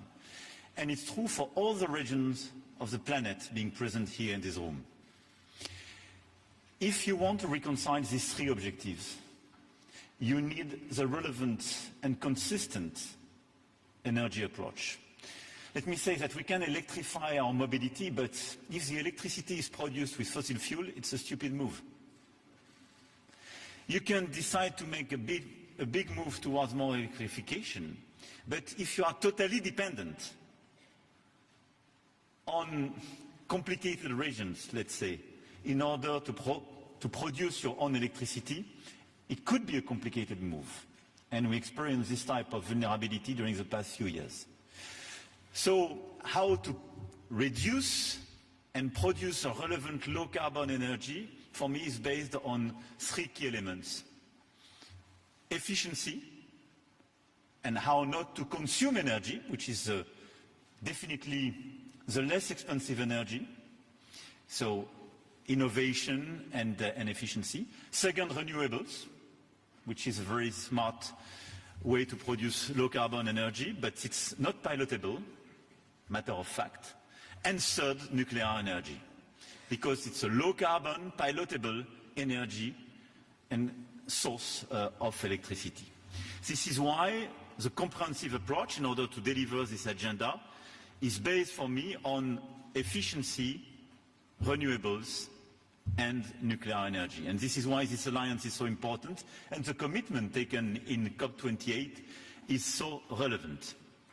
In order to do so, I just want to add a few remarks in the line of my colleague. First, we have to produce much more capacities. In France, we will produce 9 gigawatts, it's already on track. And on top of that, I will announce 14 gigawatts on top of it. All in all, it's around 50 gigawatts for the European countries to be produced in the years and decades to come. But in all the regions of the world being present here, it's a very important source of energy. And from Caucasus to Asia, Latin America, obviously the US, this is a very important way to do it, and de facto to reduce costs. Second, financing. Cost of financing, Robert mentioned it, is a very important part of precisely the competitiveness of this type of project. This is why we have to put the European Investment Bank, but to streamline our regulatory framework, to be neutral from a technological point of view in all the different regions, and to attract a lot of private investments because it's a relevant move. Third, it's very important to secure as well the industry and all the blocks of the value chain. And de facto, energy could be a huge source of jobs creation, a huge source of industrial development, because we will create or recreate in the different countries a lot of this value chain and a lot of jobs in order to produce the nuclear plants, to secure them and to be in charge of the full-fledged function. It's very important as well to secure this different block of the value chain. Fourth, competences. One of the big issues, and we had this problem during the past decade in France, it's when you have shortage in some competences. This is why building this alliance and this commitment, we have now to be sure that we have the relevant planning in terms of education, training programs, to be sure that we have all the workers we need in order to produce. 5, waste management. One of the big issues, we discussed that with Alexander, and a big source of sensitiveness in our countries is obviously about the waste management. Let's still innovate. We have solutions. We do it in France and in a lot of countries being used of nuclear energy. But we can create new solutions, more regional solutions, and I speak for the Europeans especially. We can have a European approach in terms of waste management. It's something to be invented. 6, innovation. Obviously, we have mature projects we want to deploy, but SMRs and ASMRs are a huge source of creation for smaller needs, but as well in order to decarbonize our industrial sites and in order to deliver precisely our decarbonization agenda on, in our ports and in the big existing plants and industrial plants, because it will be a huge source of innovation as well. So this innovation track is absolutely critical, and I want to commend those who will participate to this SMRs alliance. 7th, interconnection. On top of what we do, we have to work actively all together on electrical grids and interconnections, which will be a huge game changer in order to provide pilotable, sustainable and low-cost electricity, and to try to fix the fragmentation of the existing market, especially in Europe, but to connect all the different parts of the market. EU, but as well Caucasus and Western Balkans should be interconnected, and we have to invest on this electrical grid. And my last point, obviously, is about safety. I think we improved our safety, and I think all of us here are re-engaging post-Fukushima, because we invested a lot in order to increase the existing standards. And I think the cooperation between our safety agencies And the best standards we have is absolutely critical. I think this is a source of competitiveness and acceptability for nuclear energy. And I want to commend the role of as well of the international agency, Cher Rafael, because from Iran to Zaporizhia in Ukraine and all the sensitive issues, having an independent international coordination through your agency is so important. Here were the key elements I wanted to mention on top of the remarks made by the colleagues. But I want to thank you here for your presence. But now let's deliver a very concrete and an action plan with the governments, with the agency, and I want to salute as well the l'Agence Internationale de l'Énergie, Cher Fatih, and all the business leaders and the researchers, because we have for decades now a huge agenda of growth, innovation, jobs creation, making us able to deliver our objective for carbon neutrality in 2050. Thank you.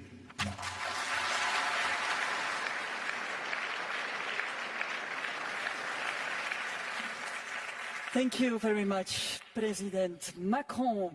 And now please welcome the Minister of Foreign Affairs of Azerbaijan, His Excellency Ceyhun Bayramov.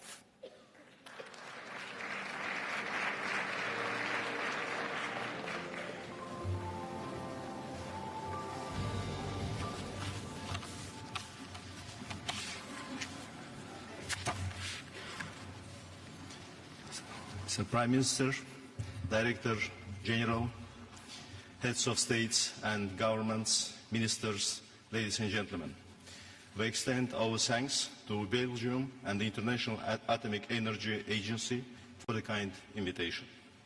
We are gathered here at a crucial time to deliberate on the environmentally conscious pathway of our global energy landscape. The inclusion of nuclear energy in the global stocktake at COP28 as a means for reductions in greenhouse gas emissions was indeed a historic milestone. This development is a testament to the progress made collectively in ensuring the safety and security of nuclear energy and highlights the instrumental role of the IAEA. The IAEA steps focusing on the environment impacts of nuclear energy, most notably the Atoms for Climate initiative, are commendable and deserve our full support. As we explore expanded use of nuclear energy, it is imperative that we redouble our efforts in addressing nuclear safety.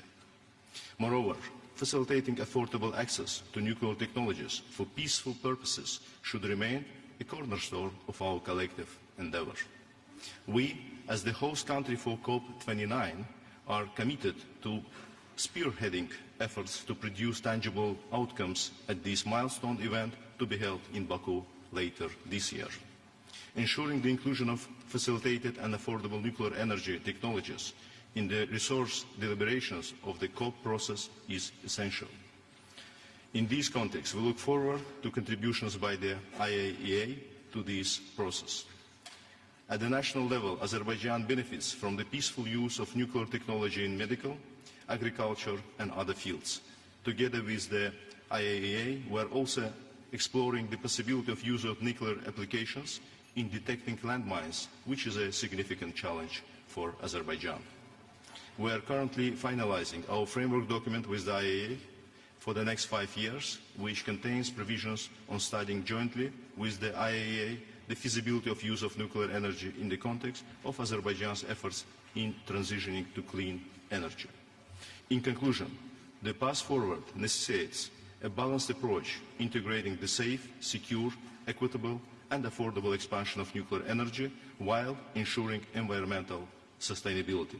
I would like to assure you that in our national capacity and as the COP29 chair, we will spare no effort in this regard. Thank you for your attention.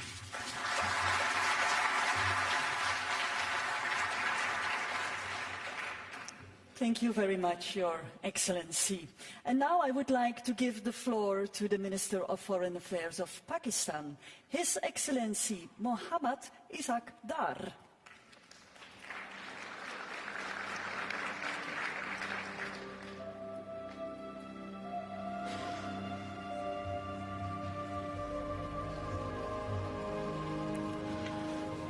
Honorable host, Prime Minister Croo, Excellency Director General IAEA, Dr. Grossi,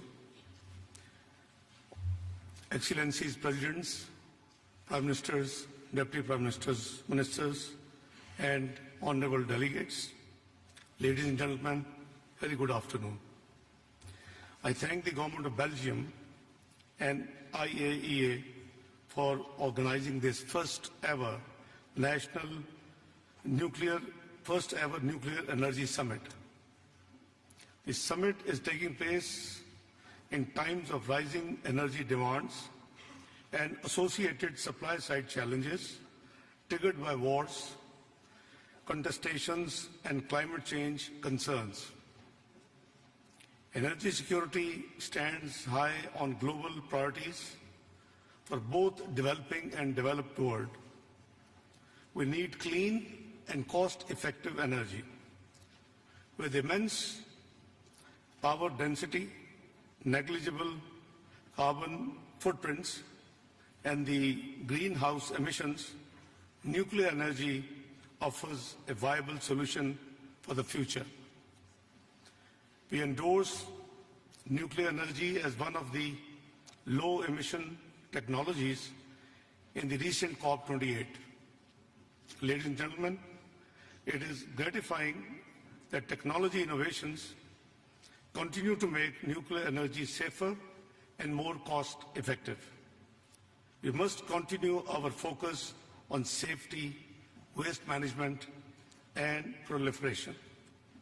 States must also continue to ensure focus on nuclear safety and security, waste management, and compliance with non-proliferation obligations.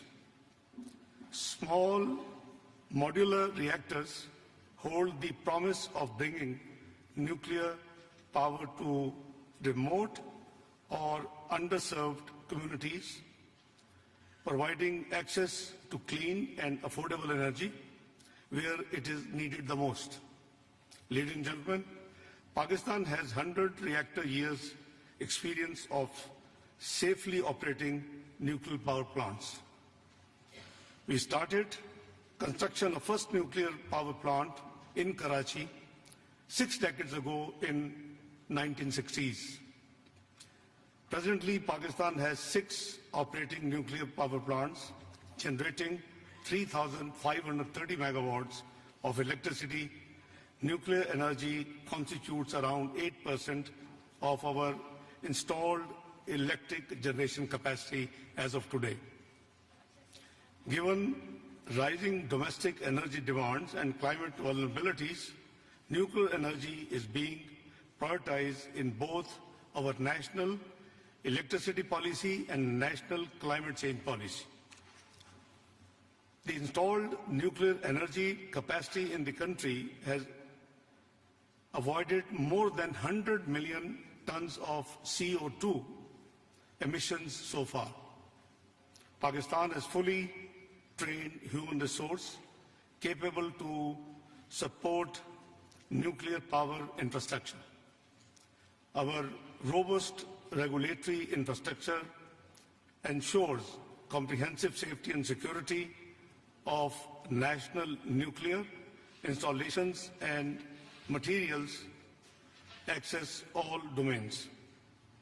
Pakistan also stands ready to share its experience and expertise in peaceful uses of nuclear technology with the world. We value our partnership with IAEA, which is not limited to energy only. We have 3 IAEA collaborating centers for nuclear safety and security, food and agriculture, and applications of innovative nuclear technologies. Ladies and gentlemen, we wish to further enhance our cooperation on initiatives of DG IAEA, including Atoms for Net Zero, Atoms for Food, Rays of Hope, Zodic, Newtic Plastics, and Marie Curie fellowships. For further development of nuclear energy, I would like to emphasize 3 points. 1. Access to technology, provision of nuclear power reactors, nuclear fuel and other associated infrastructure to the developing countries in accordance with respective safeguard obligations. 2. Financing nuclear power projects, financing for nuclear energy through international financial institutions and multilateral development funds need to be catalyzed. 3. Increasing IAEA and Technical Cooperation Fund, IAEA capacity for technical assistance in peaceful uses of nuclear energy may be facilitated through either a dedicated funding stream or through enhanced alterations and allocations to existing technical cooperation fund. Pakistan will remain a steadfast partner of IAEA community and the international partners in further enhancing role of nuclear technology for energy and other peaceful purposes. I thank you all.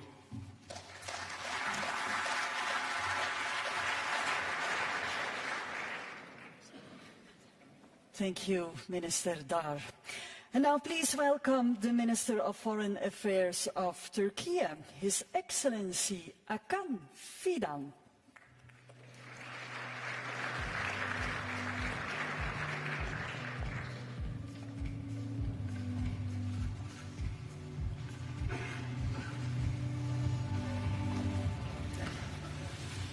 Dear Prime Minister, dear Director General, Honorable Heads of State and Government, and dear colleagues, it is a distinct pleasure to be at the first Nuclear Energy Summit. Therefore, we thank Belgium and the IAEA for organizing this timely meeting. The summit constitutes a turning point concerning the future of civil nuclear energy. Here we acknowledge the role of civil nuclear energy in energy security and the fight against climate change. Turkey has already been implementing a solid energy route and source diversification strategy with an ambitious clean energy transition agenda. As a fast-growing industrial economy, we had to introduce new energy supply programs. Therefore, we stepped into the civil nuclear arena. The Akkuyu nuclear power plant is our flagship project. Once fully operational, it will meet 10% of our electricity demand. Our objective is to raise this level by building additional conventional plants as well as small modular reactors. As an embarking country, we have been applying the highest international safety standards in cooperation with the agency. I would also like to highlight the importance of global cooperation for financing of nuclear energy projects. Excellencies, the situation in Zaporizhzhia nuclear power plant is a serious concern for us. Our country and the region had to endure the Chernobyl disaster many years ago. We simply cannot afford another one. Turkey undertakes several initiatives to avert a dreadful episode in Zaporizhzhia. We also support the Director General's efforts in this regard. The use or threat to use of nuclear weapons is not acceptable. Particularly, the rhetoric about nuclear weapons casts shadow on our common pursuit for a secure and energy-wise clean future. The most stressful region in this regard is the Middle East. While the carnage in Gaza goes on, Israeli officials' narrative on nuclear weapons cannot be simply shrugged off as reckless. Turkey, therefore, reiterates its call for denuclearizing the region to avoid a possible nuclear arms race. We appreciate the IAEA's critical role in this evolving landscape of nuclear safety and security. I thank you all.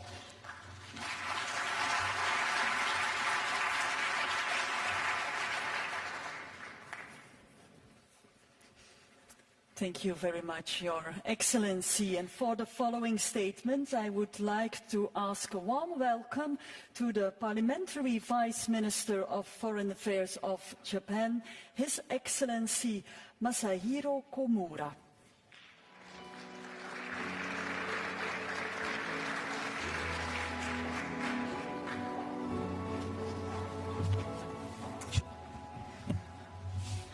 My name is Komura Masahiro, Parliamentary Vice Minister for Foreign Affairs of Japan. Today, on the occasion of the memorable inaugural Nuclear Energy Summit, I am honored to deliver a message on behalf of Prime Minister Kishida Fumio. As affirmed at the G7 Hiroshima Summit, chaired by Japan last year, it is time for all countries to aim to achieve the common goal of net zero through various pathways that are compatible with economic growth and energy security. To achieve this goal, it is essential to introduce clean energy to the greatest extent possible. Nuclear energy is indispensable, along with renewable energy and other measures. We must devise strategies to attract further investment, which is necessary to enhance the use of nuclear energy. Japan commits to thorough energy conservation and to prioritize renewable energy as its primary power source.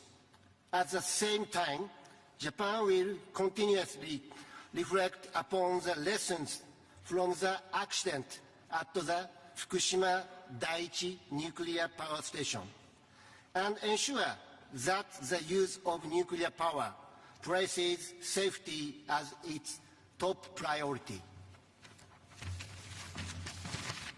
Excellencies, implementing green transformation, or GX, to enhance energy security, while also advancing decarbonization, is an important concern.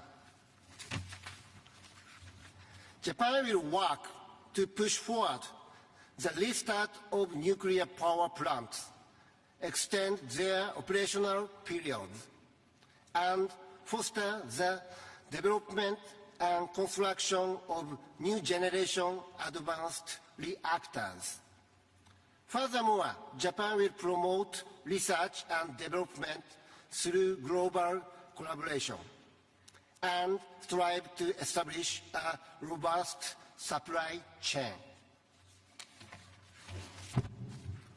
Nuclear power has potential to contribute to human development, not only in the energy sector, but across various fields, including industry, medicine, and agriculture.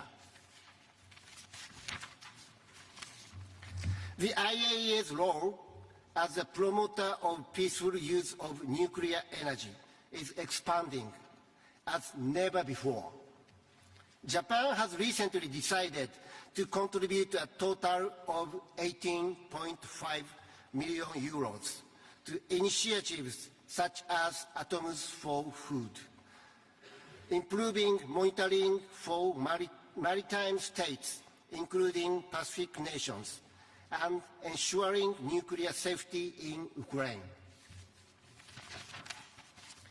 Japan will continue to strengthen its cooperation with the IAEA across a wide range of areas. In partnership with the international community, Japan is committed to extending every effort to ensure the safe and sustainable use of nuclear energy and nuclear non-proliferation. This commitment aims to create an environment that forthcoming generations can cherish and uphold with pride. It is my hope that this summit will make significant progress in that direction. Thank you. Kishida Fumio, Prime Minister of Japan, led out by Komura Masahiro, Parliamentary Vice Minister for Foreign Affairs. Thank you.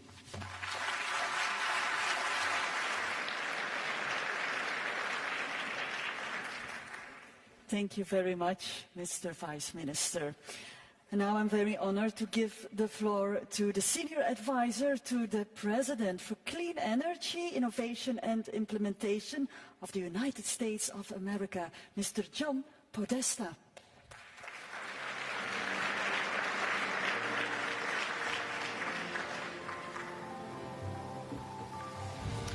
Good afternoon, and let me begin by thanking Prime Minister Croo and Director General Grossi for organizing and hosting today's summit and for driving a strong outcome.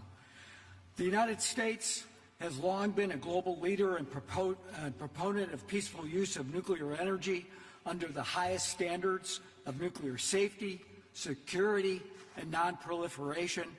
As Director General Grossi noted, since President Eisenhower's Atoms for Peace speech, we have been undergirding that approach to nuclear power. And today we're engaged in a 21st century update to that Atoms for Peace vision. We see nuclear energy as vital to tackling the climate crisis and building a clean, resilient, and reliable energy economy, both in the United States and around the world. It's why the United States co-led a bold pledge with more than 20 countries at COP28 to triple global nuclear energy capacity by 2050. 2024, of course, is a critical year of implementation for that pledge. We estimate that the United States alone would need to build 200 gigawatts of new nuclear capacity to meet our domestic net zero 2050 commitment. We're getting to work. Nuclear fission is already our largest source of clean energy. Construction was recently completed on the AP1000 Vogtle 3 unit, and we're working to complete the Vogtle Unit 4 unit. When fully operational this year, Vogtle will be the largest source of clean, firm power in the United States. U.S. companies with support of the Biden-Harris administration are also building multiple advanced and small modular reactor demonstrations to speed their commercial deployment and make them ready for worldwide deployment by the beginning of the next decade. And fusion energy shows promise for helping us reach net zero by 2050, attracting over $6 billion for 43 fusion companies globally. 25 of those are located in the United States.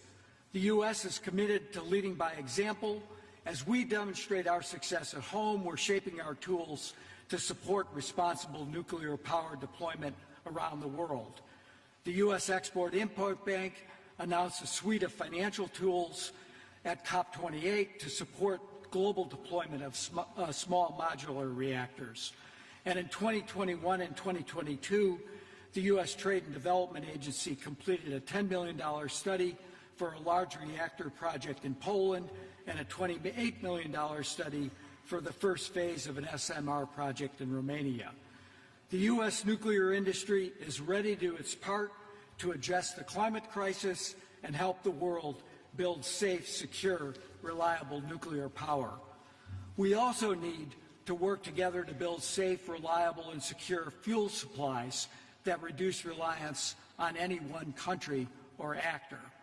At COP28, the United States, Japan, Canada, France, and the UK announced we would collectively mobilize at least $4.2 billion in government-led investments to enhance enrichment and conversion capacity over the next 3 years, and we've already surpassed that goal just a few months later.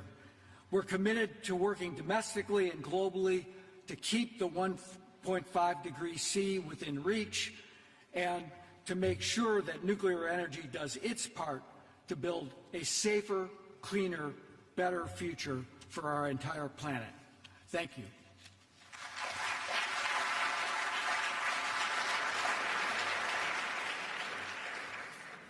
Thank you very much, Mr. Podesta. The goal of this gathering is to highlight the role of nuclear energy in addressing the global challenges to reduce the use of fossil fuels, enhance energy security and boost economic development. And for a reaction to the declaration and the national statements, please welcome the Executive Director of the International Energy Agency to the stage, Dr. Fatih Birol.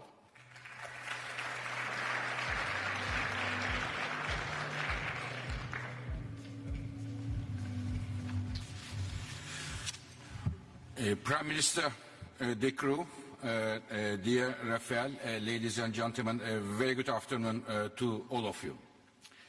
Dear colleagues, at the International Energy Agency, we are a very lucky organization, fortunate organization, because we have all the energy data at our fingertips. All the projects, investments, numbers. And 2.5 years ago, in Paris, there was a major nuclear meeting 2.5 years ago. And at that meeting, I dare to say, nuclear is ready to make a comeback. And today, when I look at this data, I can assure you that nuclear is coming back, and coming back strongly. What happened in the last 2.5 years? Why it changed? Think about the colleagues who deal with nuclear issues and the others. What changed? I think 3 things changed. The mood for nuclear, making it more positive. The first one, we talk about climate change here a lot, and I will come in a moment, but in my view, the main driver for pushing the nuclear at the forefront was the energy security. After 24th of February, 2 years ago, everybody in the world, in Europe and the rest of the world, understood that to generate electricity at home is very important for the national security. So many countries changed their policies accordingly and push renewables and nuclear electricity in order to enhance their energy securities. And I want to hear the congratulate, in fact, the Prime Minister De Croo. Many of you may know or not, but the Belgium nuclear policy was very different than it is today. And the Prime Minister had the courage and the determination to reverse it in line with the national interest of Belgium for today, but also for tomorrow. So the first driver was the energy security of nuclear making a comeback. Second one is, many colleagues mentioned, climate change. If we want to reach net zero without having any nuclear, it is impossible. It plays a crucial role. And the third and last point, dear colleagues, in today's economy, if you want to compete, you need stable electricity prices. So the third one is the competitiveness gave a boost to nuclear power. And ladies and gentlemen, it is looking very good for nuclear, but a success is not taken for granted. There is a job for government and job for industry. For governments, please, please, please, value the job that nuclear industry, nuclear electricity generation is providing, zero emission and 24/7 electricity to your economies.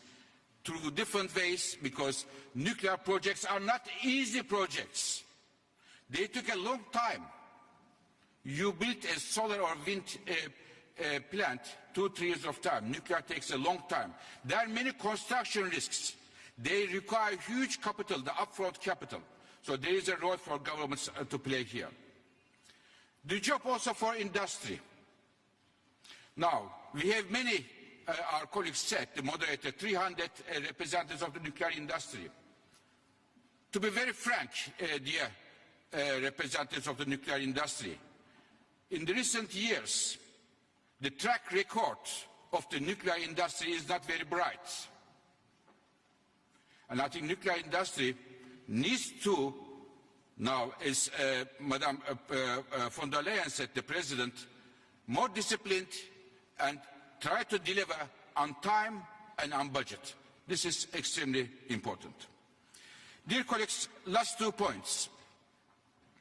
Another challenge coming for the new nuclear builds around the world, which is competitiveness with the changing the dynamics of natural gas markets.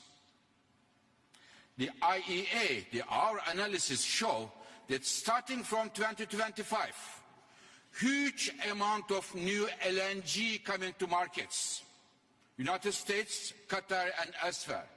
This will put a downward pressure on the natural gas prices. Therefore, the appetite for building the gas-fired power plants might be much stronger than today, which could make the life of nuclear power rather challenging. Dear colleagues, let me finish my words by making a suggestion to all of you. Nuclear industry, unlike the other parts of the energy industry, it is very important to show international political determination, as we are showing here today. So my suggestion is, to this meeting, organized and hosted kindly by the Prime Minister Croo and my friend Rafael, maybe this meeting can be a regular meeting at the international level to review what we are doing, what we are achieving, and what is the next step to take stock. And International Energy Agency will be very happy to support this initiative. Thank you very much.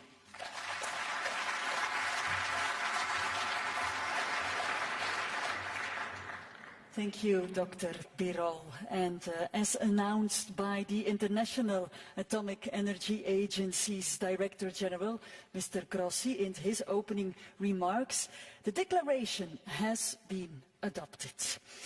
So, once again, thank you and yes. Thank you, dear Excellencies, for your contributions to this summit. And we will now take a break and continue at approximately 1:30 p.m. with the remaining national statements. Allow me to invite you all for some refreshments, for a light lunch in the Delegates' Lounge in Event Hall 10. Thank you.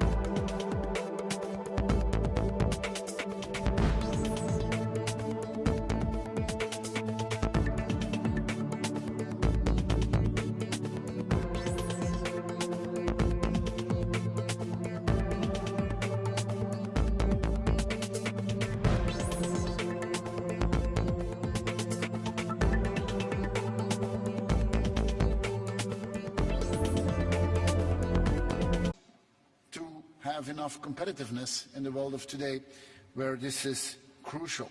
If we want to electrify our society, our industry, we will need abundance of energy and of electricity. If we want our mobility to become green, then we need to make sure that electricity produced is also produced in a green way.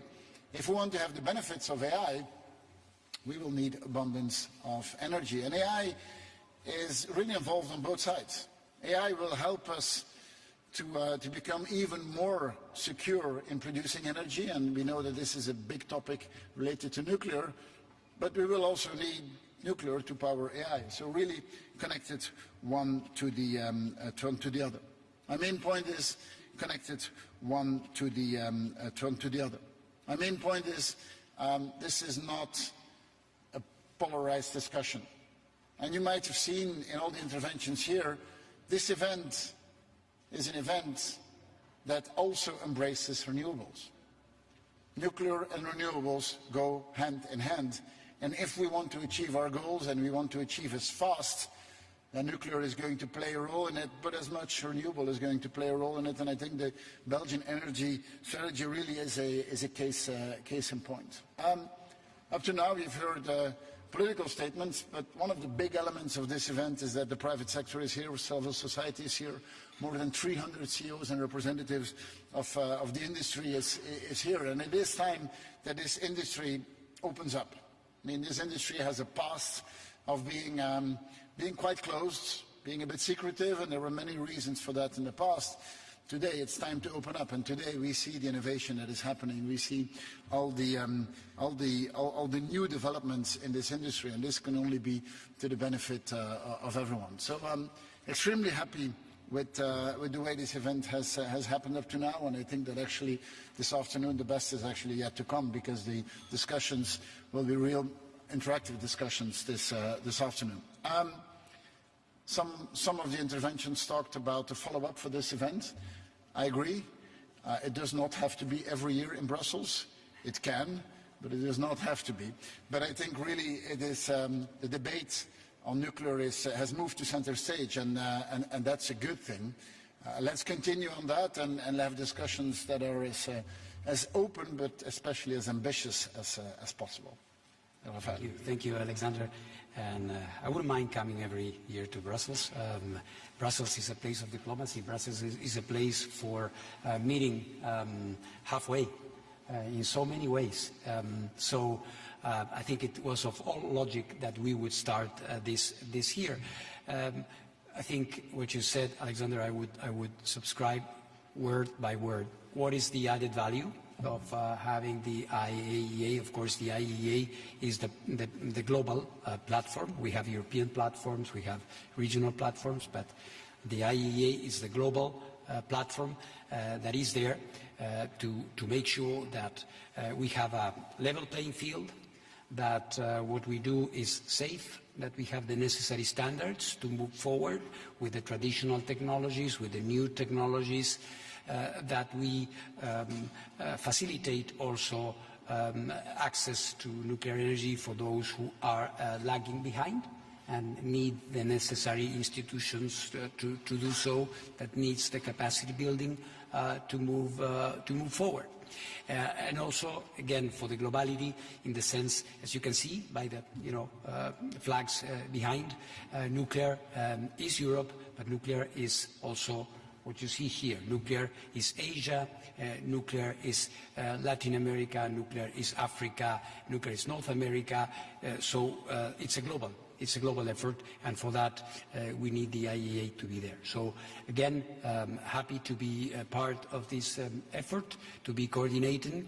Of course, there will be follow-up of this. The important thing, and I guess this is something concrete that we are taking from this first summit, is the idea that we have to tackle still the knots we have to untie I wouldn't call them challenges. You know, for every human activity, there are things that need to be solved. In this case, we have a lot of work to do in terms of the financing, nationally, regionally, with banks, with institutions, so that they are up to speed as well with what the market wants and what countries want. So I will stop here, also take your questions. Thank you very much. Thank you, Rafael. Any questions? Yes, please, go ahead. There is microphones that will come your way. Please, short, Thank you. State who you are and then your question. John Inger from Bloomberg News. Viktor Orban in his statement today talked about Russian nuclear fuel, but it's not just a problem that Hungary has. A lot of European countries are reliant on Russian supplies of nuclear fuel. How worried are you that this push for a nuclear revival is just going to play into the hands of Moscow when providing these kind of fuels? Thank you.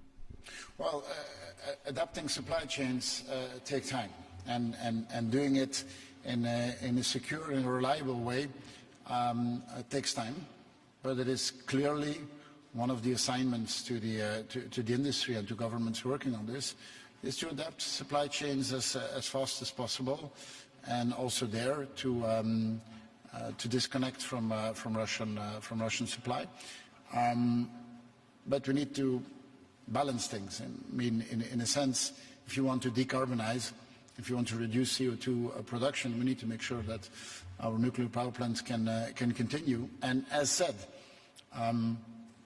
we can do all the renewable in the world, and I'm a big fan of doing more renewables, but we'll need nuclear as well to reduce CO2 emission as fast as possible. Yes. Yes, please go ahead. Sir? Yeah. Hello, Rumiana Vakarelska from NucNet News Agency, Nuclear Power News Agency.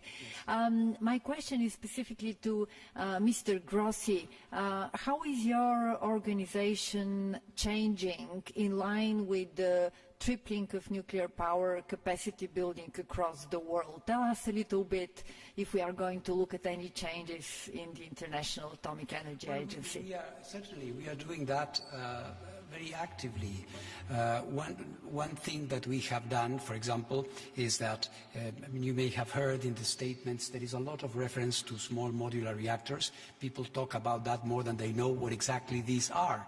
And we at the IAEA have all the technology, information, and the capacity to help countries that are interested in this type of technology.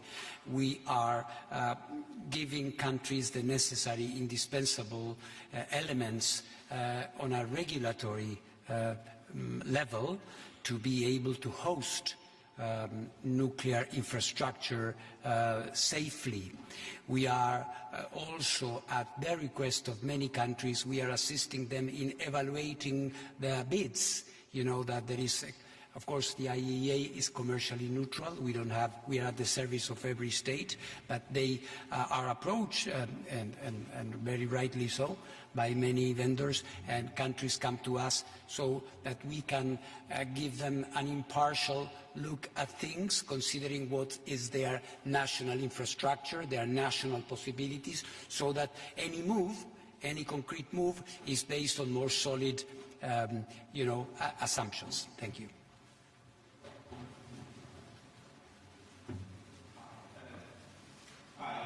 China did. I want to ask about the global cooperation. You know, in the height of the Cold War, there was a Soviet-U.S. cooperation in fighting polio. So if you listen to the speech this morning, some sounds very geopolitical. I mean, who is reliable, who is not. So if you talk about China, Russia, U.S., France, just give a few countries who are leaders in nuclear energy, how you would do to ensure global cooperation, not a bifurcation, of this, nuclear energy, because we're fighting the same enemy, climate change, and to achieve net zero. Thank you. I agree. I mean, we are always better off working together in the world in fighting our big challenges, and climate change is something where all of us are partners.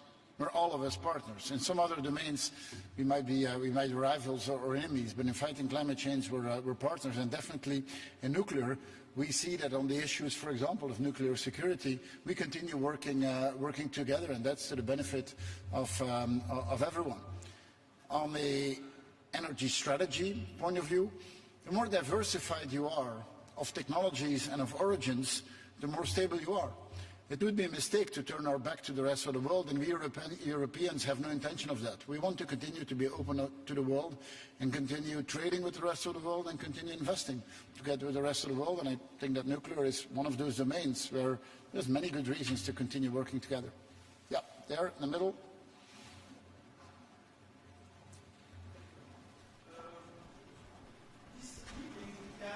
After the 28th COP in Abu Dhabi, how do you think that, how the impact of the outcomes of COP28 in Dubai to organize this meeting and to discuss the issue that was a result in COP28 in Abu Dhabi?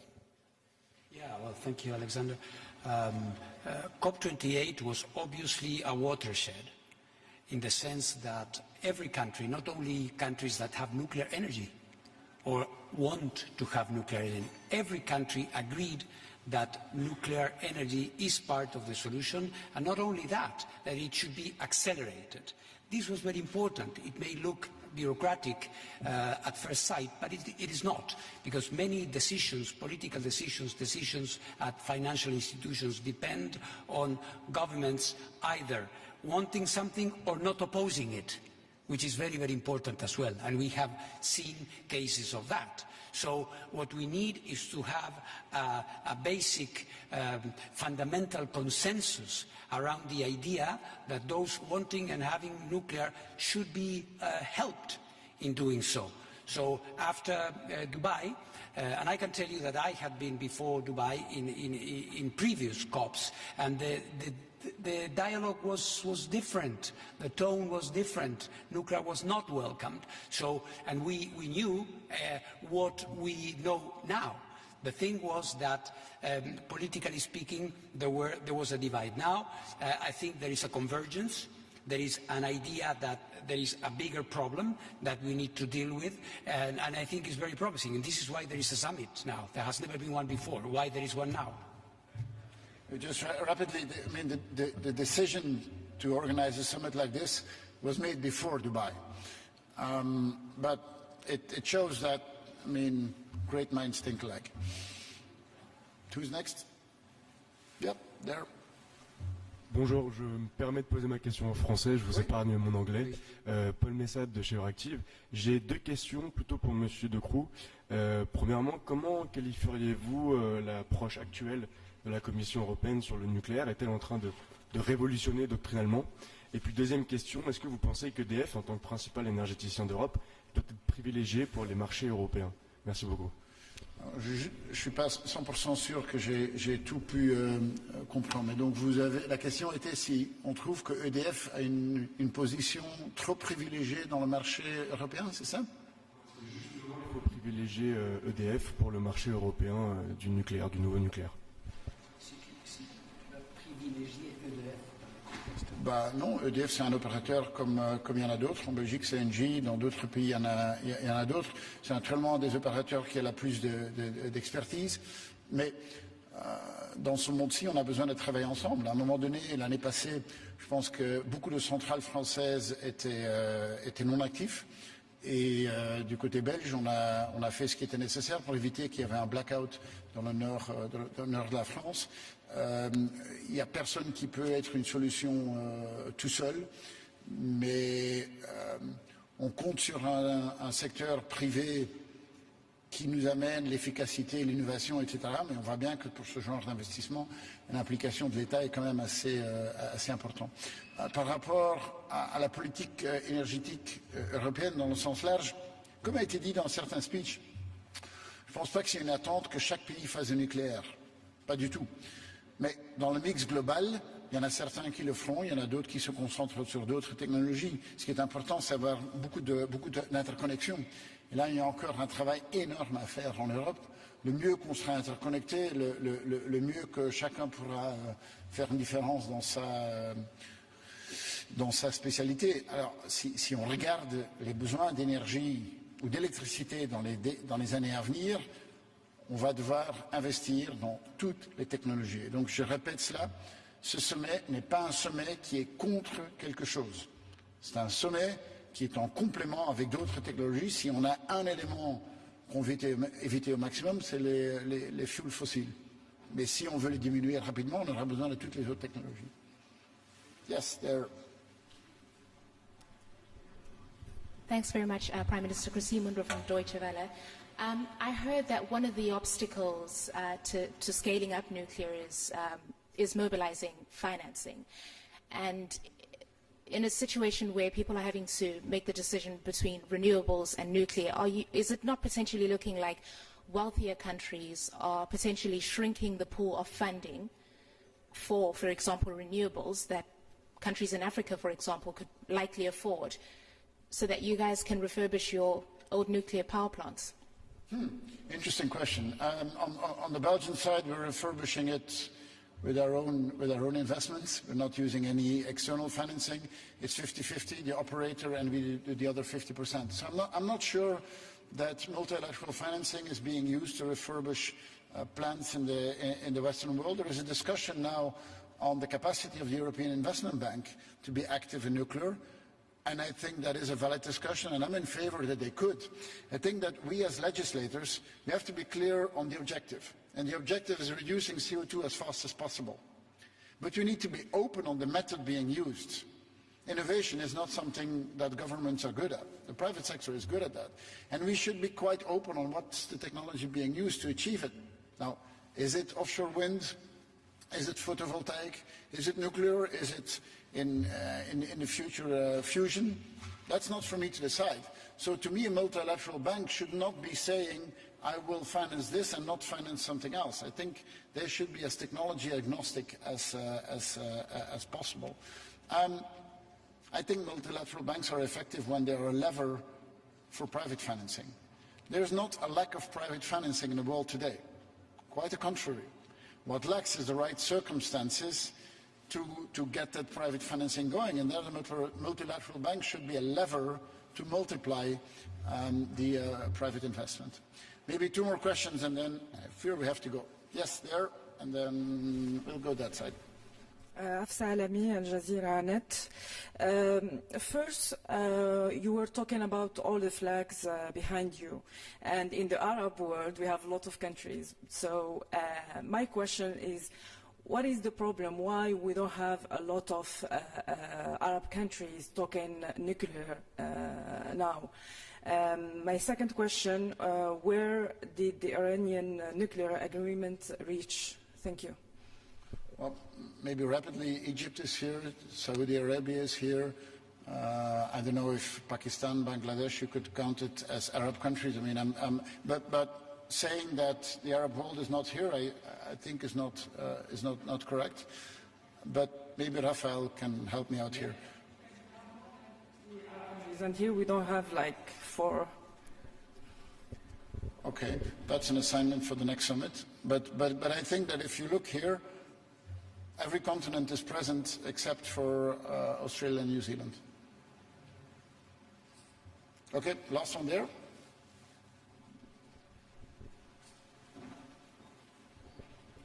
And then the last one, you next. Hello, Robert Hodgson for Euronews. You're currently the EU Council presidency holder, and we have pro-nuclear Hungary next. What do you want to see from the next Commission with regards to promoting the development of nuclear power in the EU? And do you see any risk of a sort of split between member states, pro-nuclear and anti-nuclear? Thank you. I don't see that at all. I see respect for the choices that countries make, and I definitely see a discussion that is much more scientific than the ideological discussion that we used to see in the past. From the Belgian presidency, the remaining months will mostly focus on setting an agenda for next Commission, and we have one big priority is to keep heavy industry in Europe. And keeping heavy industry in Europe is good for the world, because we are the continent with the strictest rules on emissions. So if heavy industry leaves here, everyone loses, because it's moving away from a place where the rules are extremely strict. And keeping heavy industry here, there's a number of elements in that, but access to clean energy is one of the main factors. But to me, it's not choices to be made. It's a good mix to have had, and in a good mix, nuclear plays its role. All right, last question. Where is the microphone? You might have to scream. No, it's coming, it's coming, it's coming. Thank you. Sarah White from the Financial Times. I just wanted to ask a last thing about the Russian supply chain. Is there a risk that a gulf could open up between the EU and the US on this, given that the US has made some moves towards thinking about ending their dependency on Russian nuclear fuel, and could eventually be more prone to wanting to bring in sanctions? Thanks. That question comes again and again. I think the fuel market has a reality and a certain share where Russian provider is there with a share of the market. There are efforts in the United States, for example. There is important investment in this regard. In Europe, a little bit less, but there will be more, I guess. But let's make sure that, as the Prime Minister was saying, this is not about using nuclear energy as a political pawn, but rather look at the necessities and the needs of countries. There are certain long-term infrastructure projects where you may have Russian fuel that may change in the future. It will take some time. In other cases, new builds are coming without any Russian supply of fuel. So I would warn again against this point of having good nuclear against bad nuclear. I don't think this is conducive to what we need to have in the global energy market. Okay, thank you. Enjoy. Thank you. I have to run to do some interviews.